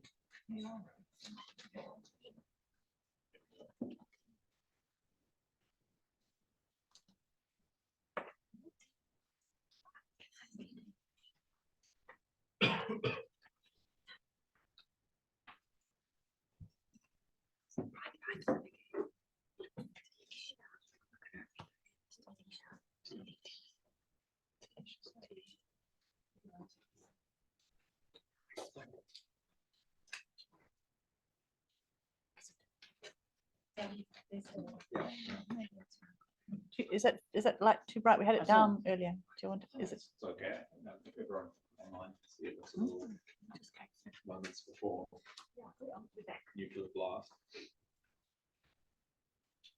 What? It's to find its way to you earlier. Alrighty. Looks like we have everyone back online. Great.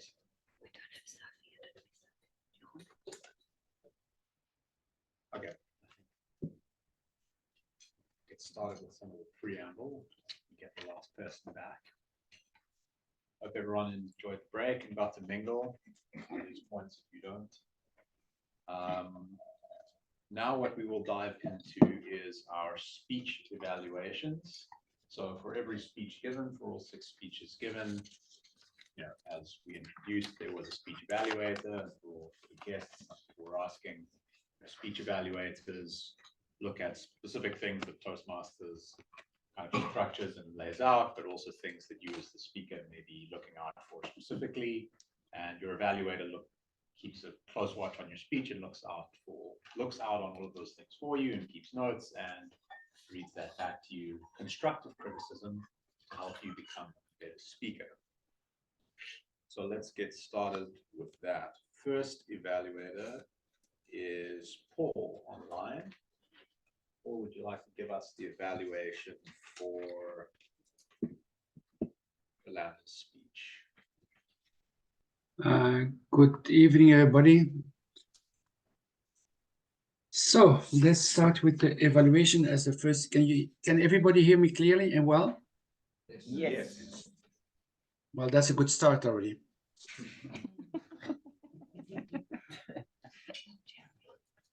So let's take my notes.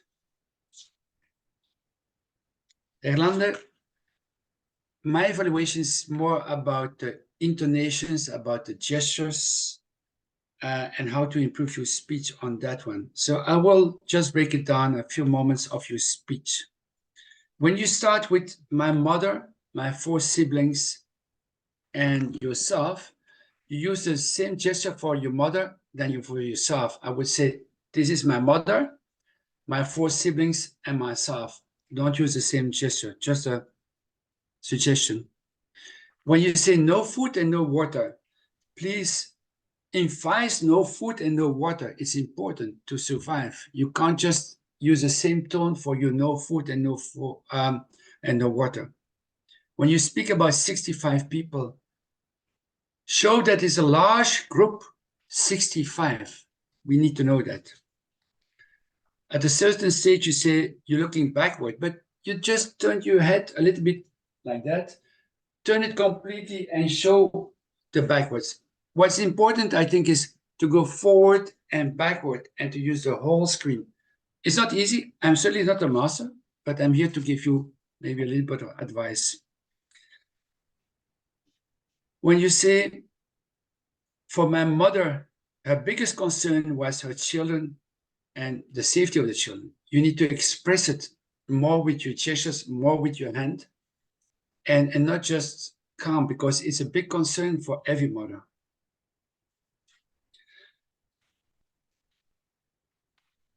When you say, this was the dirtiest part in the region, use a gesture to show how dirty the part was.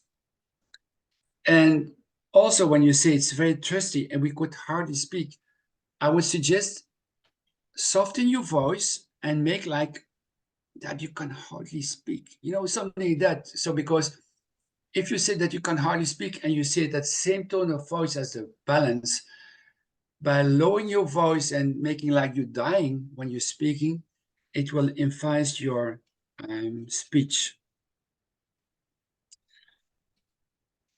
A very good gesture when you say, and you look at the water, you say, no, I like that one. You know, it was something like this. It was very good to say, no, we don't want to have that. We don't drink this water or we'll die. But then make something like this that you're going to die. When you say we drank it little by little with pieces of cookies, and in this way we got energy. Please say, and we got energy. You know, we don't feel that you got energy, but show it that you got some energy. When you say, at the end, you say, well, we spend day and night next to the mud water, and then you say, surprise, surprise, surprise. A very good gesture. I see the red flag. Just let me do the summary. In summary, we make sure that we can see your hands because it was too low. So make sure that your camera is on the right distance. Move forward and backward. When you shuffle your papers next to your screen, don't have that irritated gesture where you're shuffling your papers.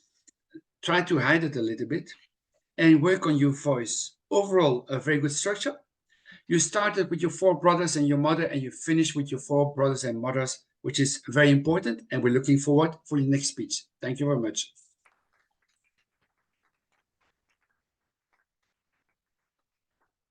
Thank you, Paul. That was very nice to hear. Thank you. And now we will go to the second evaluator, Libby. She's evaluating Jeremy's speech. Libby. Hi, can everybody hear me? Yep. Yes. Jeremy, thank you for a wonderful speech tonight. You spoke with such candor about a topic that I think is true to finding your leadership style that is unique to you and aligned with your values and who you are. You told me beforehand when I asked you what you wanted to focus on, you said you wanted to speak from the heart and tell a story that is felt. Jeremy, I think you more than achieved this with purpose. You had a strong introduction, a wonderful story about Nelson Mandela on a plane. I could just see him sitting there, cool, calm, and collected, reading his newspaper while his dear secretary, I can see her, but I can't remember her name, was out of control as any other person would be. I loved how you brought the human side of this great leader into your story that you told so beautifully when they landed. Your story was captivating from beginning to end, with a clear meaning, just as you intended it to be. What I particularly liked was that, Jeremy, you are so comfortable standing and talking in front of everybody. It was as if, from our perspective on the screen, you were standing, telling a story, or rather sitting around a fire with a bunch of good mates. You weaved your own story into this theme, and you brought humor and gestures into your speech. If I could just offer a few suggestions going forward, it is maybe to use a little bit more of vocal variety. I appreciate it's not easy speaking on hybrid because you've got an audience in front of you. You have a great voice that's very easy to listen to, and you make good eye contact with your audience. But just when we are in a hybrid situation, just maybe to be aware of your speed and your volume, just as a tool to enhance your story, and maybe to turn around and look straight into the screen so that you bring us into your beautiful story. Some of the speed and the volume, maybe when you were describing your own story, we lost you just a little bit as you turned your shoulder to the camera, to the computer. But when you described the big guy, you did use gestures, but you could enhance that and you could change your voice just to bring about a bit more variety and audience engagement. So to recap, you delivered a well-constructed speech that I think definitely piqued the interest of all the audience with beautiful imagery. You spoke clearly, used clearly spoken language. Just some suggestions to recap is to focus on your vocal variety and gestures, using speed and volume. And I think there could not be a more perfect leader than Nelson Mandela, who you said your speech topic was how to stand tall. Jeremy, I think you can be proud of your speech. And I think as going forward as a speaker and as a leader, you are standing tall already. And I look forward to more speeches from you. Thank you, Jeremy.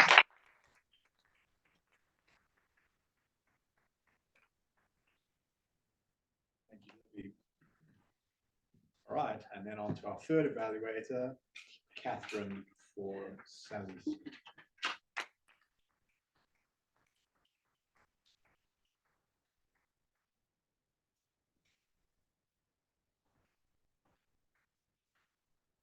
Oh, Mr. Toastmaster, fellow Toastmasters, and most of all, Sally.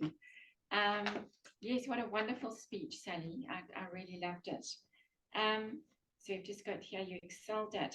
I think you've got a very natural ability to tell a story in a very delightful, relaxed, authentic manner without sort of preaching, which I think a lot of people nowadays, when they do speech, they kind of preach and gets a bit monotonous, and you don't. You kind of just tell it as it goes along, which is lovely. So I really encourage you to maintain that, like you're sharing a story. Let's just have a look here, sorry. So what I did feel is the times that you varied your pitch, there were a couple of times, I think about 3 times, where you went very high, and that was very effective. But what you could do throughout your speeches is just maintain a little bit more vocal variety, so that you still do those dramatic pitches that you did that were very high, but as you're speaking the rest of the speech, there's just a little bit more, perhaps going a bit deep, or using that, you know, the pause is always very powerful. And when you did use it, you used it beautifully. So just like bringing that through the content of the body of the entire speech a little bit more. But yeah, I think you held us so well. And I think you used the space. So when I think of your first speech, which was also good in comparison to this one, I just saw, wow, this was like really a big improvement. It was great. Yeah. So I really think you held us and you used the space so well. Perhaps because you did use the space quite effectively, next time you could even amp that up and kind of even come forward and back, and you know, because you relaxed and really amp that up. That's just what I personally feel. What's going on here? Yeah, your words, your adjectives, your adverbs, the words, expressions you chose were beautiful. They were so descriptive and they were clear and concise. Okay, acknowledge there. And yeah, and I think your eye contact was very good. You drew in the whole audience. I love the way you use realia, and I'm just crazy about gifts. I love giving gifts. I love receiving gifts. I've got gifts all over my house that are about to go out, and I just like it. So for me, it was exciting. And the crinkle of the paper and holding up the gift, I think that was a really good idea. I think realia always goes down well. It was warm and it was embracing. And I love the way, as you went along, I could detect a bit of nerves. And then as you went along, you really relaxed into the speech more and more.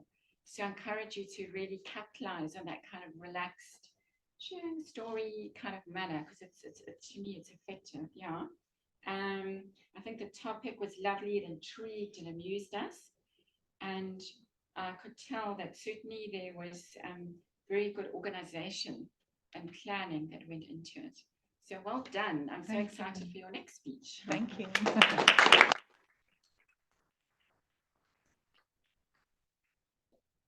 And Lawrence.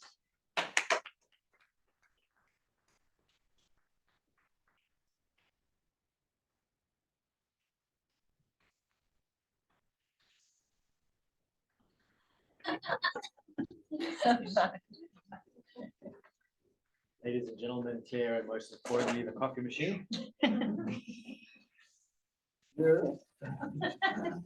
Wait.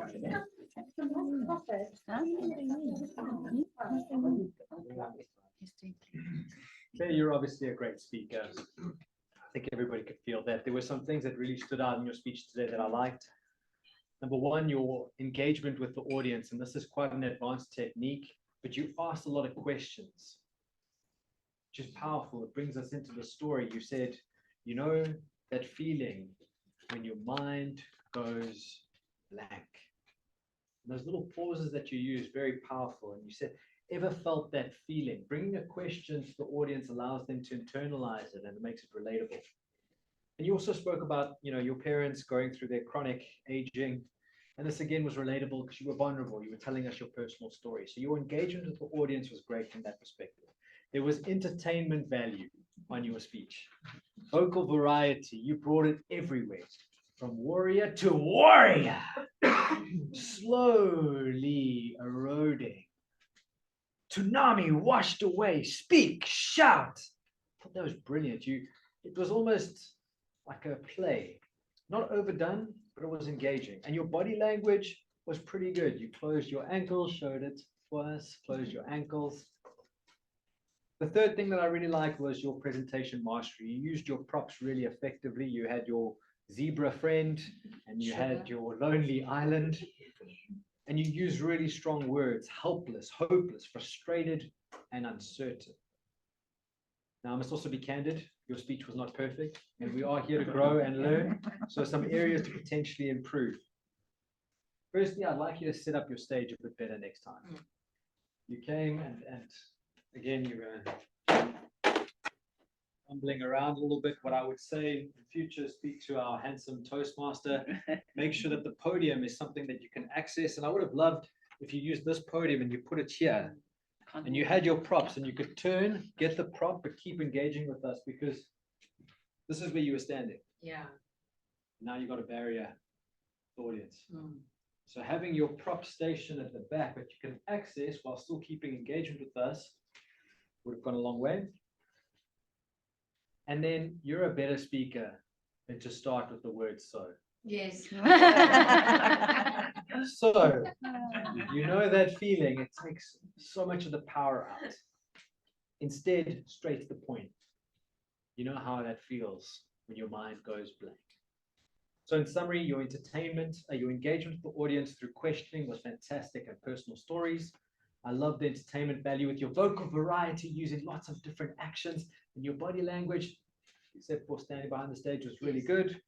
And your presentation mastery with the strong words and props was great. Things to look at better next time. Speak to the Toastmaster to arrange your scene so you're not frustrated. And don't start with the word so. The thing I like most is that you had a strong message that we should not take accountability for other people's stresses. I look forward to your next speech.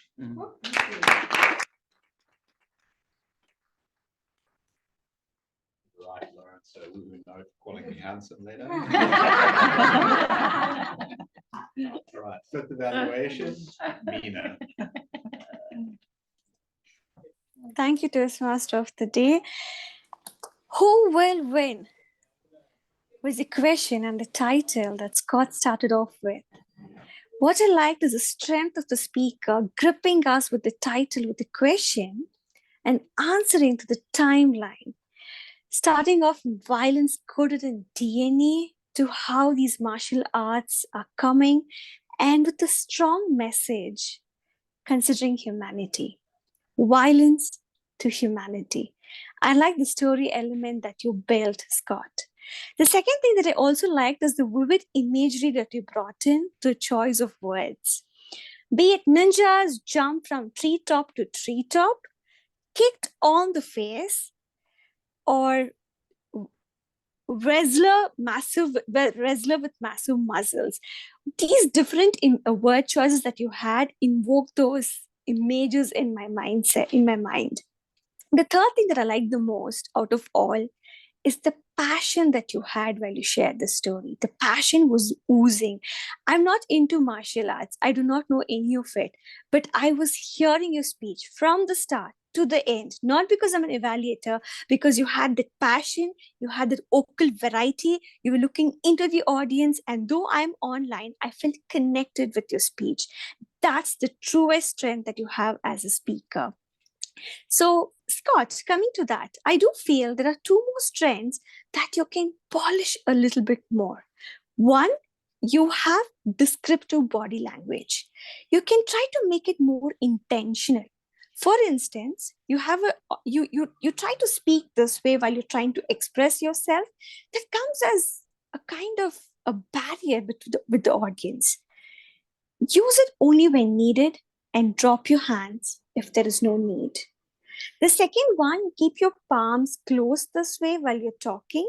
After making a point, see if you can drop your hands rather than keeping your palms closed.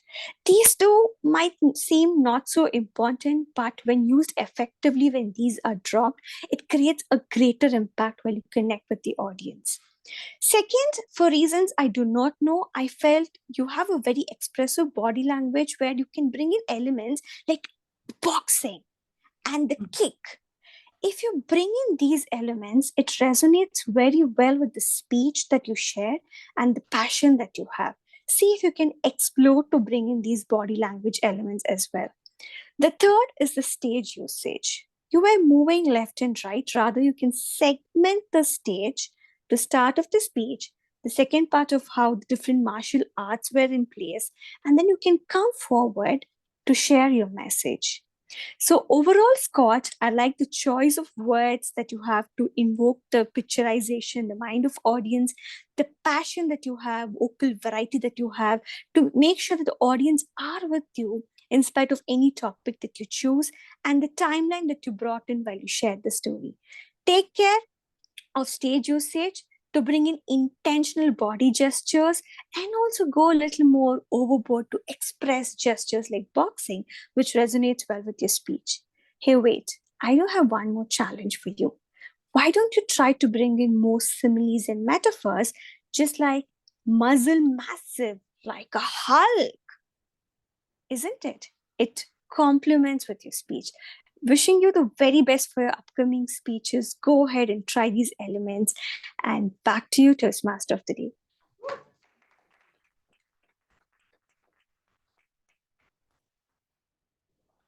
For another engaging.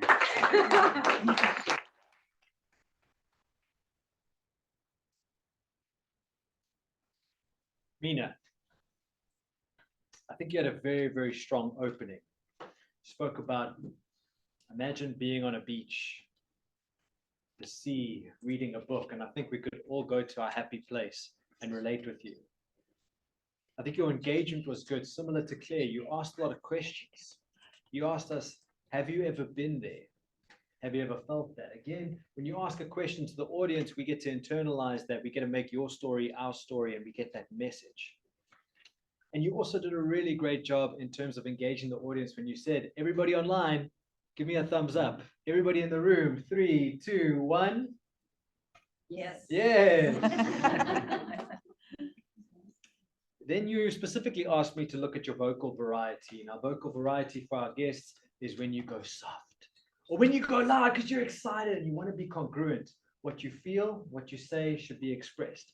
And I think you did this quite well. Like in the beginning of your speech, you were very chill, talking about the holiday, imagine the beach, reading a book, and then you spoke about the office and getting busy and stuck in traffic, and then your kids are pranky and cranky, and the speed was good, and you felt like this stress that went with it. But then the vocal variety kind of stopped.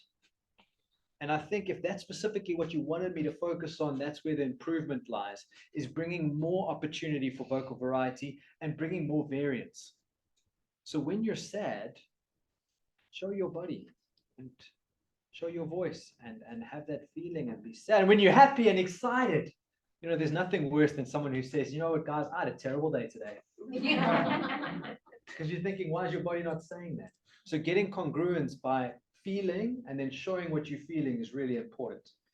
The second thing that you could potentially do to improve your speech is when you said, imagine the beach, ask the audience to close their eyes. Because you asked us to open our eyes, but I didn't really get the instruction to close my eyes in the beginning. So I opened my eyes even wider. And then the second thing, the exercise, although I think it was really fun and engaging for a 5 to 7 minute speech, it's not practical.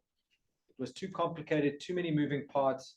If you wanted to do something in a 5 to 7 minute realm, I would have said choose maybe 2 columns as opposed to 5, giving the audience time to understand the process or the framework without getting too stuck in the logistics.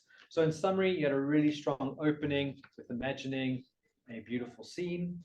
You had good engagement by asking questions and getting the audience to engage. And then your vocal variety was good in the beginning, kind of got lost a little bit in the middle and the end. Some improvement opportunities: direct the audience to close their eyes, choose a fun exercise within the realm of what's possible for that time. And then the thing I liked most was your comment to Herlanda, keeping him honest and saying, hey, I saw you didn't do the work. Over to you.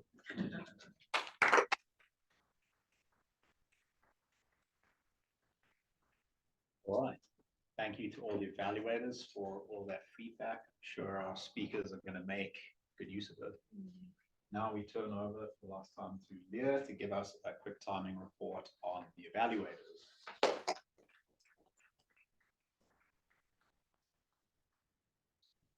The evaluators were in good company tonight. They were all over 3 minutes. Paul, you were at 3:46. Libby, you were at 3:50. Catherine, you clocked in at 3:16. Lawrence, you clocked in at 3:08 for your first one. Mina, 3:47. And the last one, it was really by the hair on my chinny chin chin, 3:02.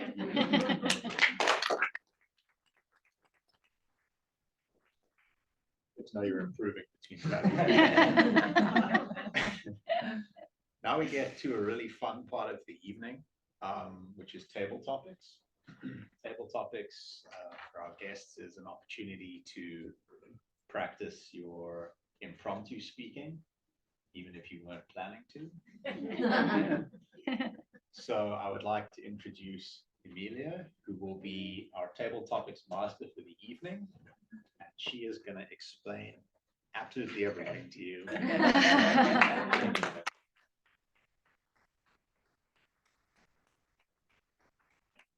think you didn't do justice to the clapping because this is fun and interactive. Can you clap again?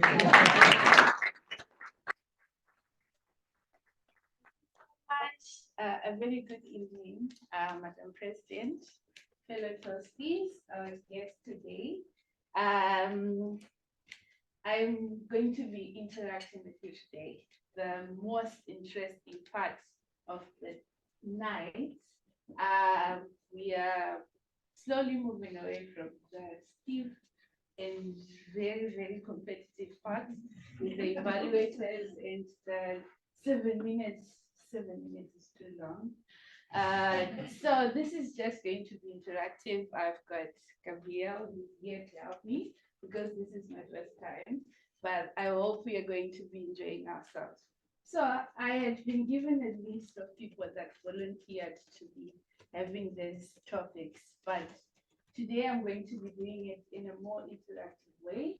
I'm going to choose those people that have not spoken anyway in today's meeting. So please, time master, don't find me today. But what I'm going to do, we want to make sure that everyone also gets to interact. Everyone also gets to speak, because from all the speeches that we get to have today, we get a lot of learning. And like I said, it's interactive, it's fun and exciting. So please make sure that this is going to be interactive, fun and exciting. Even those that are also joining us online, they're also going to be part of this. Oh yes, you're also going to be part of this, and I hope you're going to enjoy it. So firstly, we're going to give this opportunity to our dearest Daniel. I remember my first meeting was with Daniel, and he was the one who's working with the logistics in terms of the online thing. But it's very exciting to have you here. Thank you so much. Well, it didn't move much. Please come here. Okay, I'm gonna read it for you. All right, come give me time. Okay, so the topic says, a successful marriage requires falling in love many times, always with the same person. Do you agree with this? Do you think falling in love requires many times, marriage requires falling in love many times, always with the same person? So discuss this role relentless perseverance in maintaining strong, healthy relationships in life.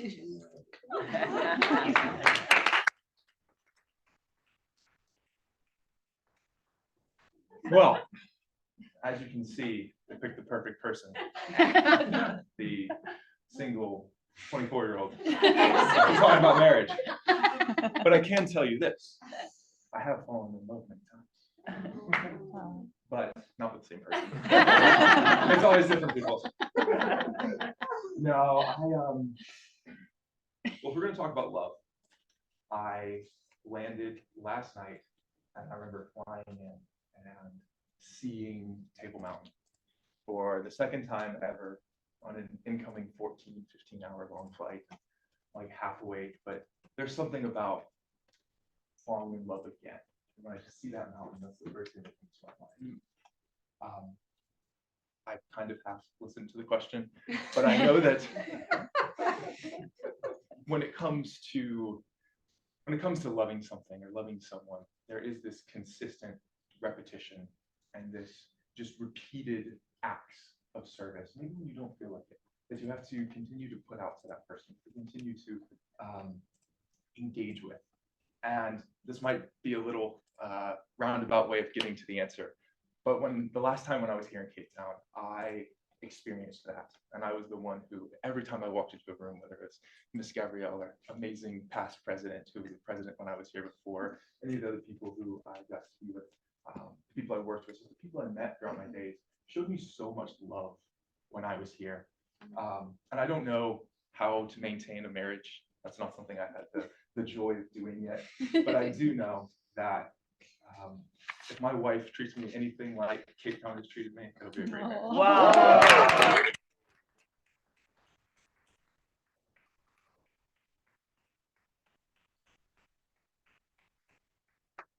From there, we got to know that the love that you received from here was amazing, and you wished, and we are actually going to hope for the best wife that will give you more than what we have received here, right? Thank you so much, Daniel. It's quite a privilege to have you in person. It's quite an honor to have you in person. We are used to seeing you online, but it's nice seeing you in person. Then I'm going to go to Alex. Welcome, Alex. It's not supposed to scare you. Just want you to spend fun interactive things I can't remember. I think it was a maybe. for your choice. There we go. Okay. If a friend is someone who knows all about you and still loves you. I repeat, a friend is someone who knows about you and a lot about you that others do not know. But in that instance, that person still loves you. What is your opinion about this?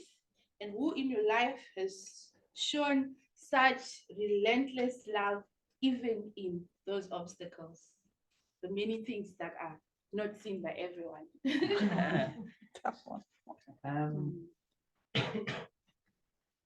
Yeah, thank you all for giving me the opportunity to speak here. It's my first time, so I'm gonna try my best to answer that question. I think I'm gonna answer that question maybe related to Valentine's Day, which will come up tomorrow. So if you ask which person probably knows me the best, it's probably my wife. And we've gone through a lot together. So I think she knows the good side, she knows the bad side, she knows the difficult side. We also had a great time together. So you know each other very well. And if it comes about the fact, if you just to answer that question, if there is somebody that actually goes with you through all the difficulties in life and still likes you and is your best friend as well, then I think I have chosen my Valentine. Yes, I think.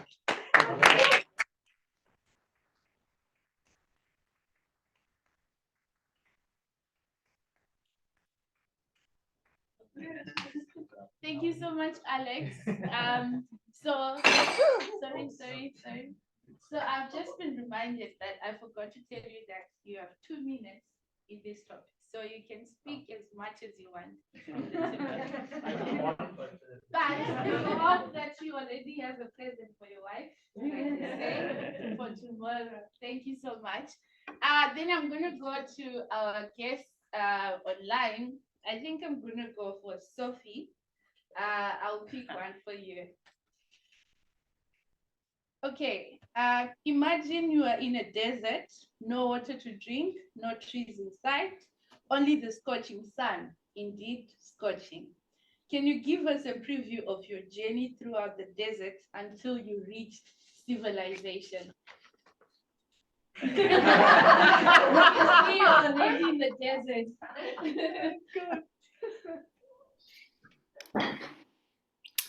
A wise man once told me how he had experienced a long journey through the desert with no food and no water, but a dirty dam with animal carcasses in it. It seems that the key to making it through such a journey is, in fact, motivation. The motivation of love. Love that comes from family, from a mother to her sons and between brothers.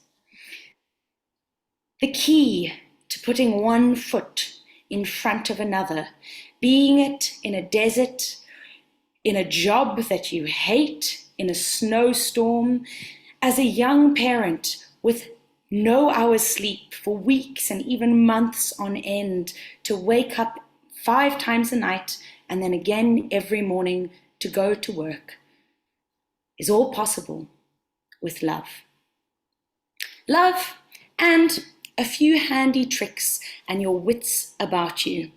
As a wise man once told me, that the key to surviving a time in a desert was to use what he had with him and find ways to find drinking water even in the most complicated and difficult circumstances. So, with my wits about me and the memories of those that I love, I'd put one foot in front of another until finally, and hopefully, I made it to the other side. Thank you, Table Topics Mistress, Master, Madam. Our winning Sophie, that was brilliant. Thank you so much. Over to you, Chantal.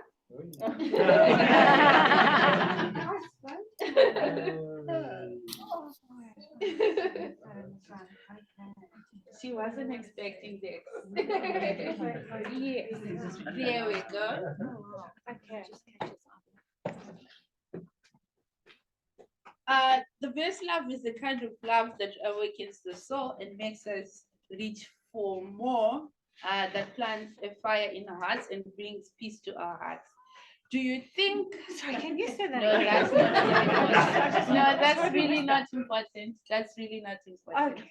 The question is, do you think love at first sight is real or just a myth? Ooh. Interesting. Okay, I'm just gonna enjoy this. I'm just gonna tell you my little Valentine's story. Saw my hubby I saw this guy across the crowded room and I'm like, wow, he's so hot. Jeez, he got me super excited. It took quite a while to actually meet him. He had a girlfriend/friend obstacle in the way. Once we navigated around her, and it took quite a few months of her blocking this process of us staring at each other across the room, we finally got to meet. And I'll be pleased to say, heartwarmed to say, that my husband said to me that he knew when he met me that he was going to marry me. So that is very appropriate. Tomorrow's Valentine's Day. He is still my Valentine. And I think the question was asked, how do you keep on having love and how do you always maintain this connection? And love is a choice because it does get hard and it does get tough. And you have sleepless nights and you see each other at your worst and your best. And you do choose to love that person. But I definitely had the great thrill. I had a movie experience of seeing this gorgeous guy across the room and actually getting him. So that's my Valentine's Day.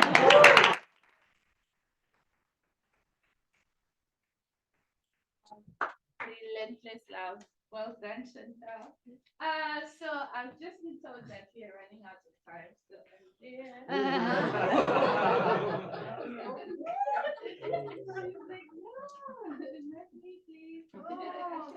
that's our last for today. So please make it count. Count.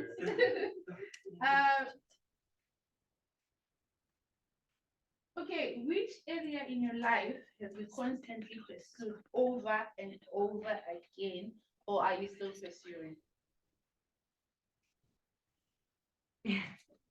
I think that something that I constantly pursue is trying to find my purpose. And I think this is sort of, it has been a very ongoing journey for me over life. Since I was in my 20s, it was always like, what do I want to be? Where am I headed? What is it that I want in my life? And I think since I've turned 50 years ago, that question has come to me even more, like stronger and harder. I've worked very hard all my life. From my father's side, he taught us ethics about working hard and really pursuing our dreams. But at 50, I've reached most of my goals financially, where I want to be, what I want to do, but there's still a piece missing. And I sometimes question, what is missing? There's something else that I need, and there's something else that, I don't know if it is the happiness or if it is connection, but there is something that I'm still pursuing. And I will never give up on that, because I think once you know what you want and you put your goal out there, and you know where you are headed, and you find your true purpose. Perhaps speaking is my true purpose. I don't know. It's something that I'm trying out, but I think it is very, very important to keep trying, to keep doing new things, to take on new challenges, whether it's at work, in your personal life, as a mother, as a partner, meeting somebody tomorrow at Valentine's Day. You know, I think it is important to keep trying and to keep seeking, because if you do that, you will eventually find it.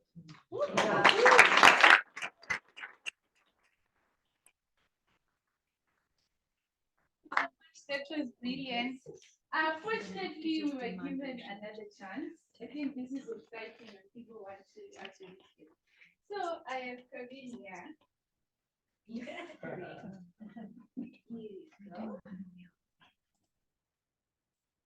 you save the last for the best.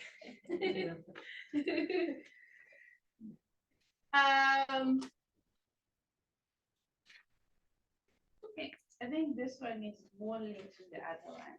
Can we give you another one?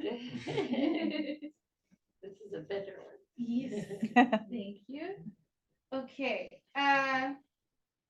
share your thoughts on different ways people express love and the significance of each. Love in different ways. So I'm way beyond my bedtime. So the first one that comes to mind is sharing a bed with someone who doesn't have the same chronotype as you have. You know, we all have different chronotypes. Some of us wake up at 5 o'clock in the morning. Anyone? Yeah, all the ladies about 50, which I'm part of. But I'm married to Alberto, who's here. Who wakes up every morning at 5 because of me, because of love. He wouldn't otherwise. But that's to me a real sign of love, of choosing to share the same bed, even if I would like, I want to save his sleep and share and separate our beds to preserve his mental health, but and my peace of mind. But he wants to continue to share his bed with me and wake up every morning at 5. That means a lot to me. And yeah, that's the only one that comes to mind.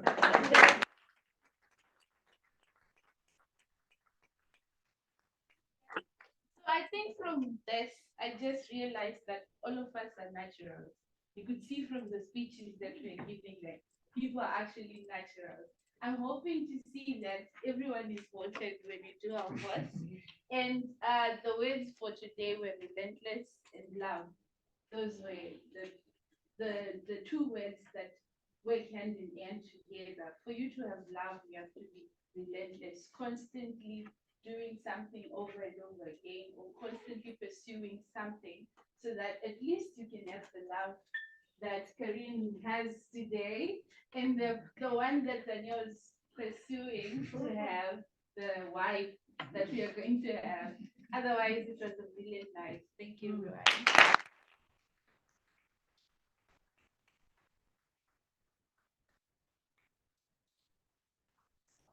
I really enjoyed the novelty of, usually we press gang guests outside during the break, but just surprising people with 20 seconds notice was really entertaining for me at least. If not you, the speakers, but really wonderful speeches. And I really enjoyed the element of love that came through in every single speech. As you know, determination often factors in with, like, you know, grit and, you know, struggle and stuff like that. So it was refreshing to hear that. Now I think we're going to vote on who the best impromptu speaker of the evening was. The metrics here aren't just great speak. It was, you know, delivery, humor, surprise and shock factor on your face. Bishop, if you just sit on the floor, please. Oh, am I just?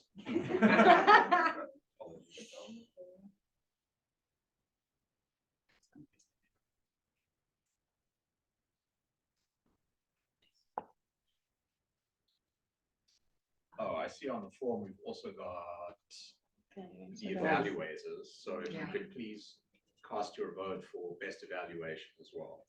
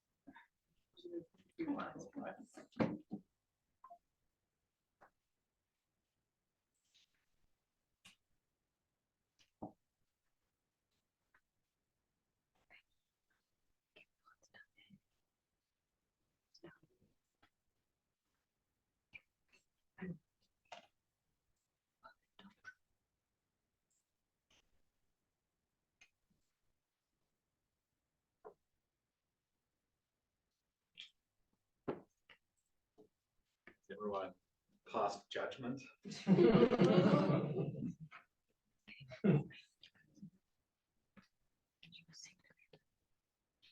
We'll reveal the answers at a later stage. Suspense. Now we're going to get the reports from our role players, the grammarian, our counter, and Time Master. I would like to start with Sophie on the grammarian's report. Thank you, Toastmaster.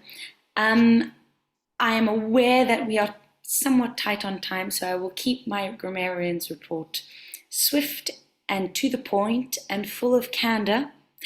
I know from the side of online, every now and then it was a bit tricky to hear people, especially if they turned away. So if your name is not on the list I'm about to share of people who correctly used the word of the day, and I didn't hear you, please shout. Well done to Richard, to Libby, and Lawrence for using the word of the day. Feel free to type in the box if you did too, but I missed that. Then some small phrases used by our speakers that I think could have been slightly changed. Claire, there's just a little bit of repetition there. You said, although I have 3 siblings, and paused and said, or sisters. Either of those words are fine. Scott, very small grammar error that many people make, but I'll point it out to you, which is there's a lot more rules in place. Should in fact be there are a lot more rules in place, as opposed to there is a lot more rules in place. So theirs is obviously the abbreviation. And then lastly, Mina, in your wonderful demonstration of how to lay out that table you showed us, you said it goes this way, which if you're explaining possibly a better phrase could be it goes like this. If it goes this way is a bit more of directional, but if you're explaining how to do something, you can say it goes like this. And then I'll just do 3 phrases that I heard throughout the evening that you can all guess who said them. If you're online, type in the chat. If you're in person near a laptop, also type in the chat or shout it out. What are you going to do next?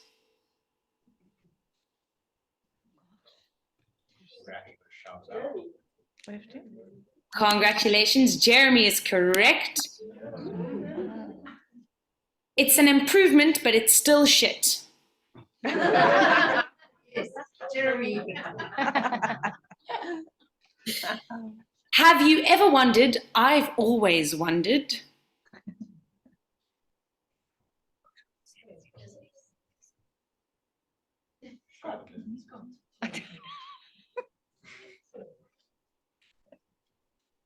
Anyone getting that one?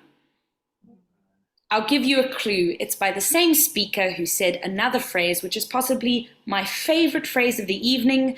They need a Tupperware cupboard. I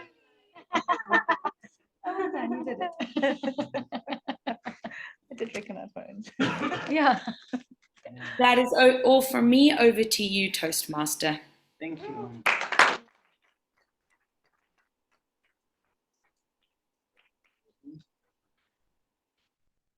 Johnny, if you're still alive, the R counter report, please. Cool. Thank you, Toastmaster. So I'm lucky nobody's counting my arms.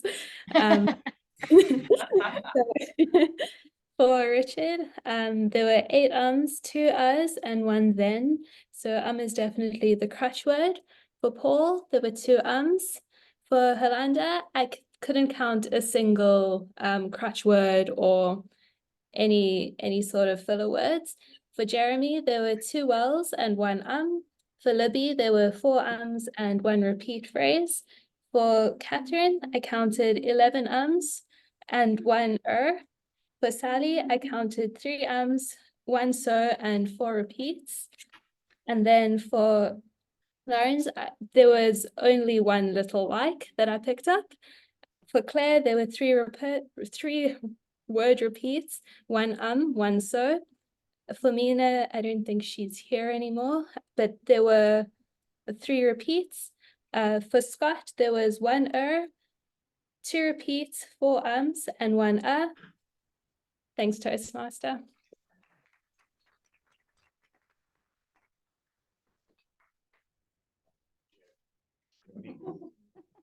Now I can just use as many crutch words as I like.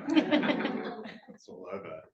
And then on to the Fine Masters report, but can I ask to keep it quite short because we're shooting over time.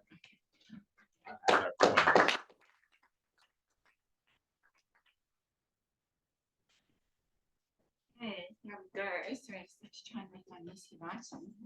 Good. Scribble, scribble, scribble. Okay. So Richard, I find you, first of all, for doing such a great job. I think we all agree.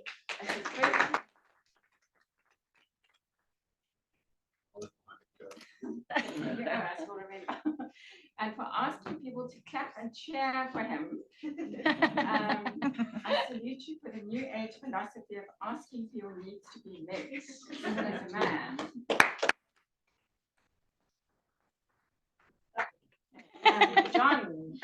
John for spending time surfing and fishing at his parents' holiday home while some of us are working, and for saying I do to the ToastEd marriage vows. John.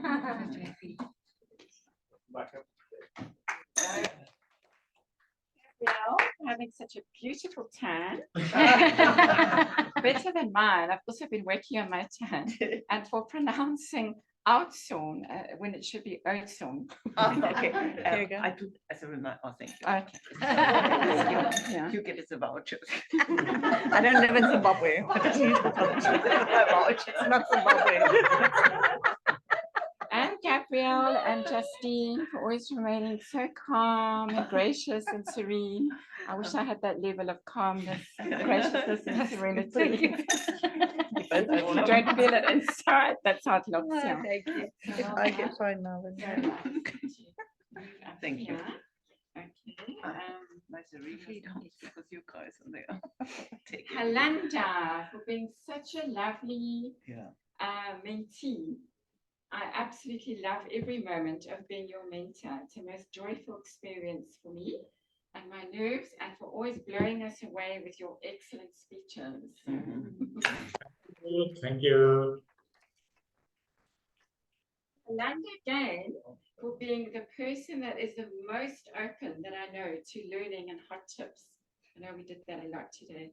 As I say, I love working with you and I love being a mentor to you. Jeremy for remaining centered during a major thunderstorm with Ali. For remaining centered during a major thunderstorm with Ali. Lawrence, how dare you for encouraging us to give our treasured Clay bad news during dinner break. I presume you were joking. Okay, and meant the opposite. And I haven't finished with you yet. And for calling Richard handsome, and applauding Nina for calling out our very treasured Halanda. Don't you know, Halanda will tell you I'm such a mother hen when it comes to Halanda.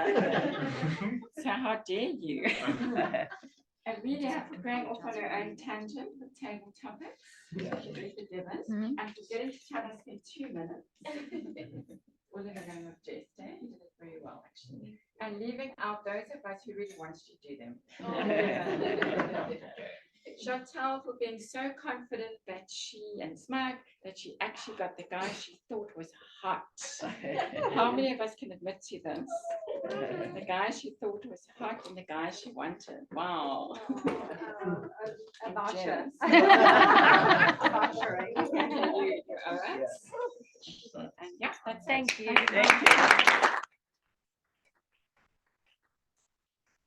Yes, thank you. I left it. And there's mine. Joining a Profits Club now. Here is the voucher. And with that. Oh, sorry, I forgot to find myself. That's my money. Driving home, the woohoo notes find you 50 again. million times. I do admit I'm dogmatic when it comes to the woohoo notes. All right. Thank you. That's it from me for this evening. I am now turning over control and MC duties to our president. Thank you for having me this evening. It's been a real pleasure to do my first Toastmastering with this wonderful audience.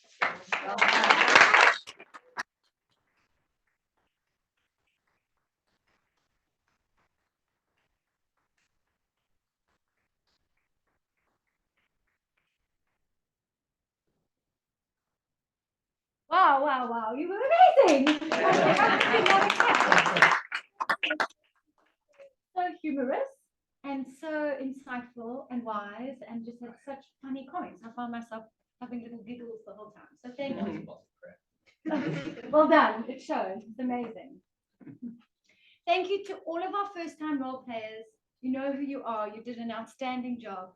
Thank you for stepping up and taking on the challenge. We appreciate you and acknowledge that sometimes it's stressful and tricky, but I thank you for them, for taking on the roles. And to all of our speakers and our evaluators and our table topics, you were all amazing. I feel like there is so much I'm walking home with. I hope I'm in the camera. Yeah. There's so much I'm walking home with this evening from each and every one of you that spoke. So thank you for sharing your stories. And yeah, I definitely feel like we have a lot of tools in our pockets after this evening that are coming home. And now for awards time. How do you guys work? Excuse me? How do I do? Okay, just leave it for now and then you can press the right arrow just now. Okay. So please join me in doing a drum.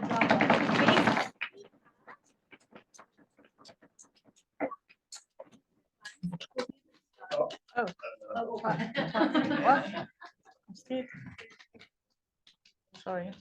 It's okay. It's just Oh, gone. there. Just click that. Best speaker.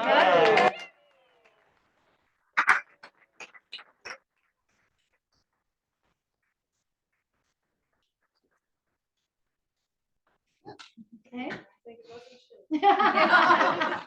It's good for something, you know. Yeah, congratulations on the best speaker. For Sally. Thank you. Well done. Okay, drum roll for.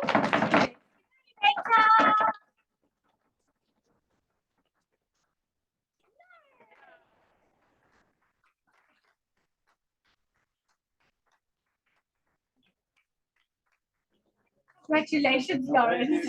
Thank you. Nice. Yeah, I never get I feel like you've got a lot at home. Yeah. Okay, and then the exciting one for table topics is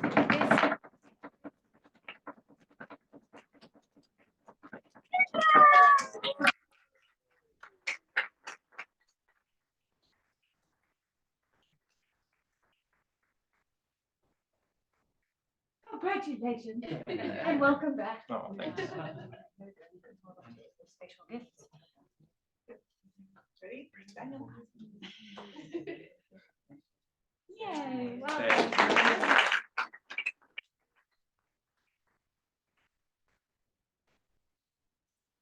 I would like to just quickly touch base with our guests, and if you could share what you are taking away with you this evening. So I'll start with Albert. I started the evening saying that I was curious, and I think I got what I asked for. It's been inspiring, intimidating, frightening. The Squid Game, I really liked it. What I'm taking away is that there is a lot of structure, there's a lot of work that goes into delivering speech, being able to actually deliver not just the message, but the emotions that go with the message. So that's something that's really inspiring to me. Thank you, everyone. Oh, wonderful. Taking away. I really had fun. Felt very welcome. There's a really nice energy in the room. That's a big part, I think, of what happens here. So that's very nice to feel that. And also the breaking down of what it means to be able to express with one voice. That's sort of new as a concept, to look at different things separately. Feels impossible, but you're doing it. I'm very inspired. So thank you. Thank you.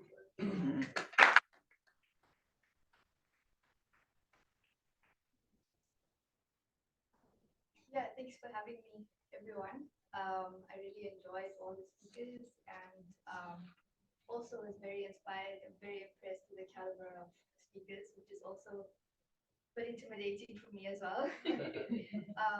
But yeah, I think I found some kind of personal connection to all the speakers, and I learned something new as well. So I'm taking those lessons back with me, and yeah, thanks so much for sharing.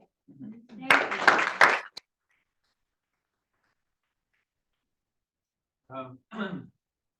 Well, aside from the speakers or the quality of the speakers. I guess my pocket is full also with the messages and the experiences. Thank you for sharing. I learned a lot, and I think this is what getting people together is about, right? Like sharing our experiences and allowing us to learn from them. Thank you. Feedback. I agree. The level of speakers this evening was amazing. I also think you guys downplayed the food because I was also you were trying to keep me away when I saw you last. But most of all, I think what you guys do with technology and how you've worked such a successful hybrid model is amazing, and I did not expect that. But thank you for having me today. Thank you. I said earlier that I was very curious to see how it is, and I must say I'm very impressed by the speaking, but also by the review, by the evaluations, by the details you look at, and I think it's very insightful on what actually distinguishes all the different speakers. I like the food as well, very good. That as well, and I think the most important thing is time flew. It was almost 3 hours, and it felt like starting 15 minutes ago. So thank you very much.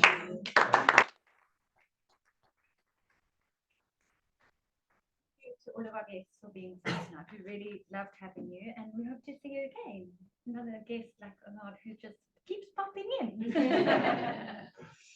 I'd like to just leave you with one more thing for your pocket.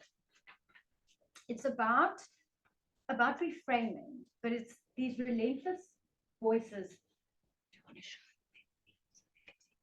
Sorry. It's about these relentless voices in your head. Have you ever had those before? Not good enough. Why did you say that? Why did you do that? I mean, it's like constant all the time.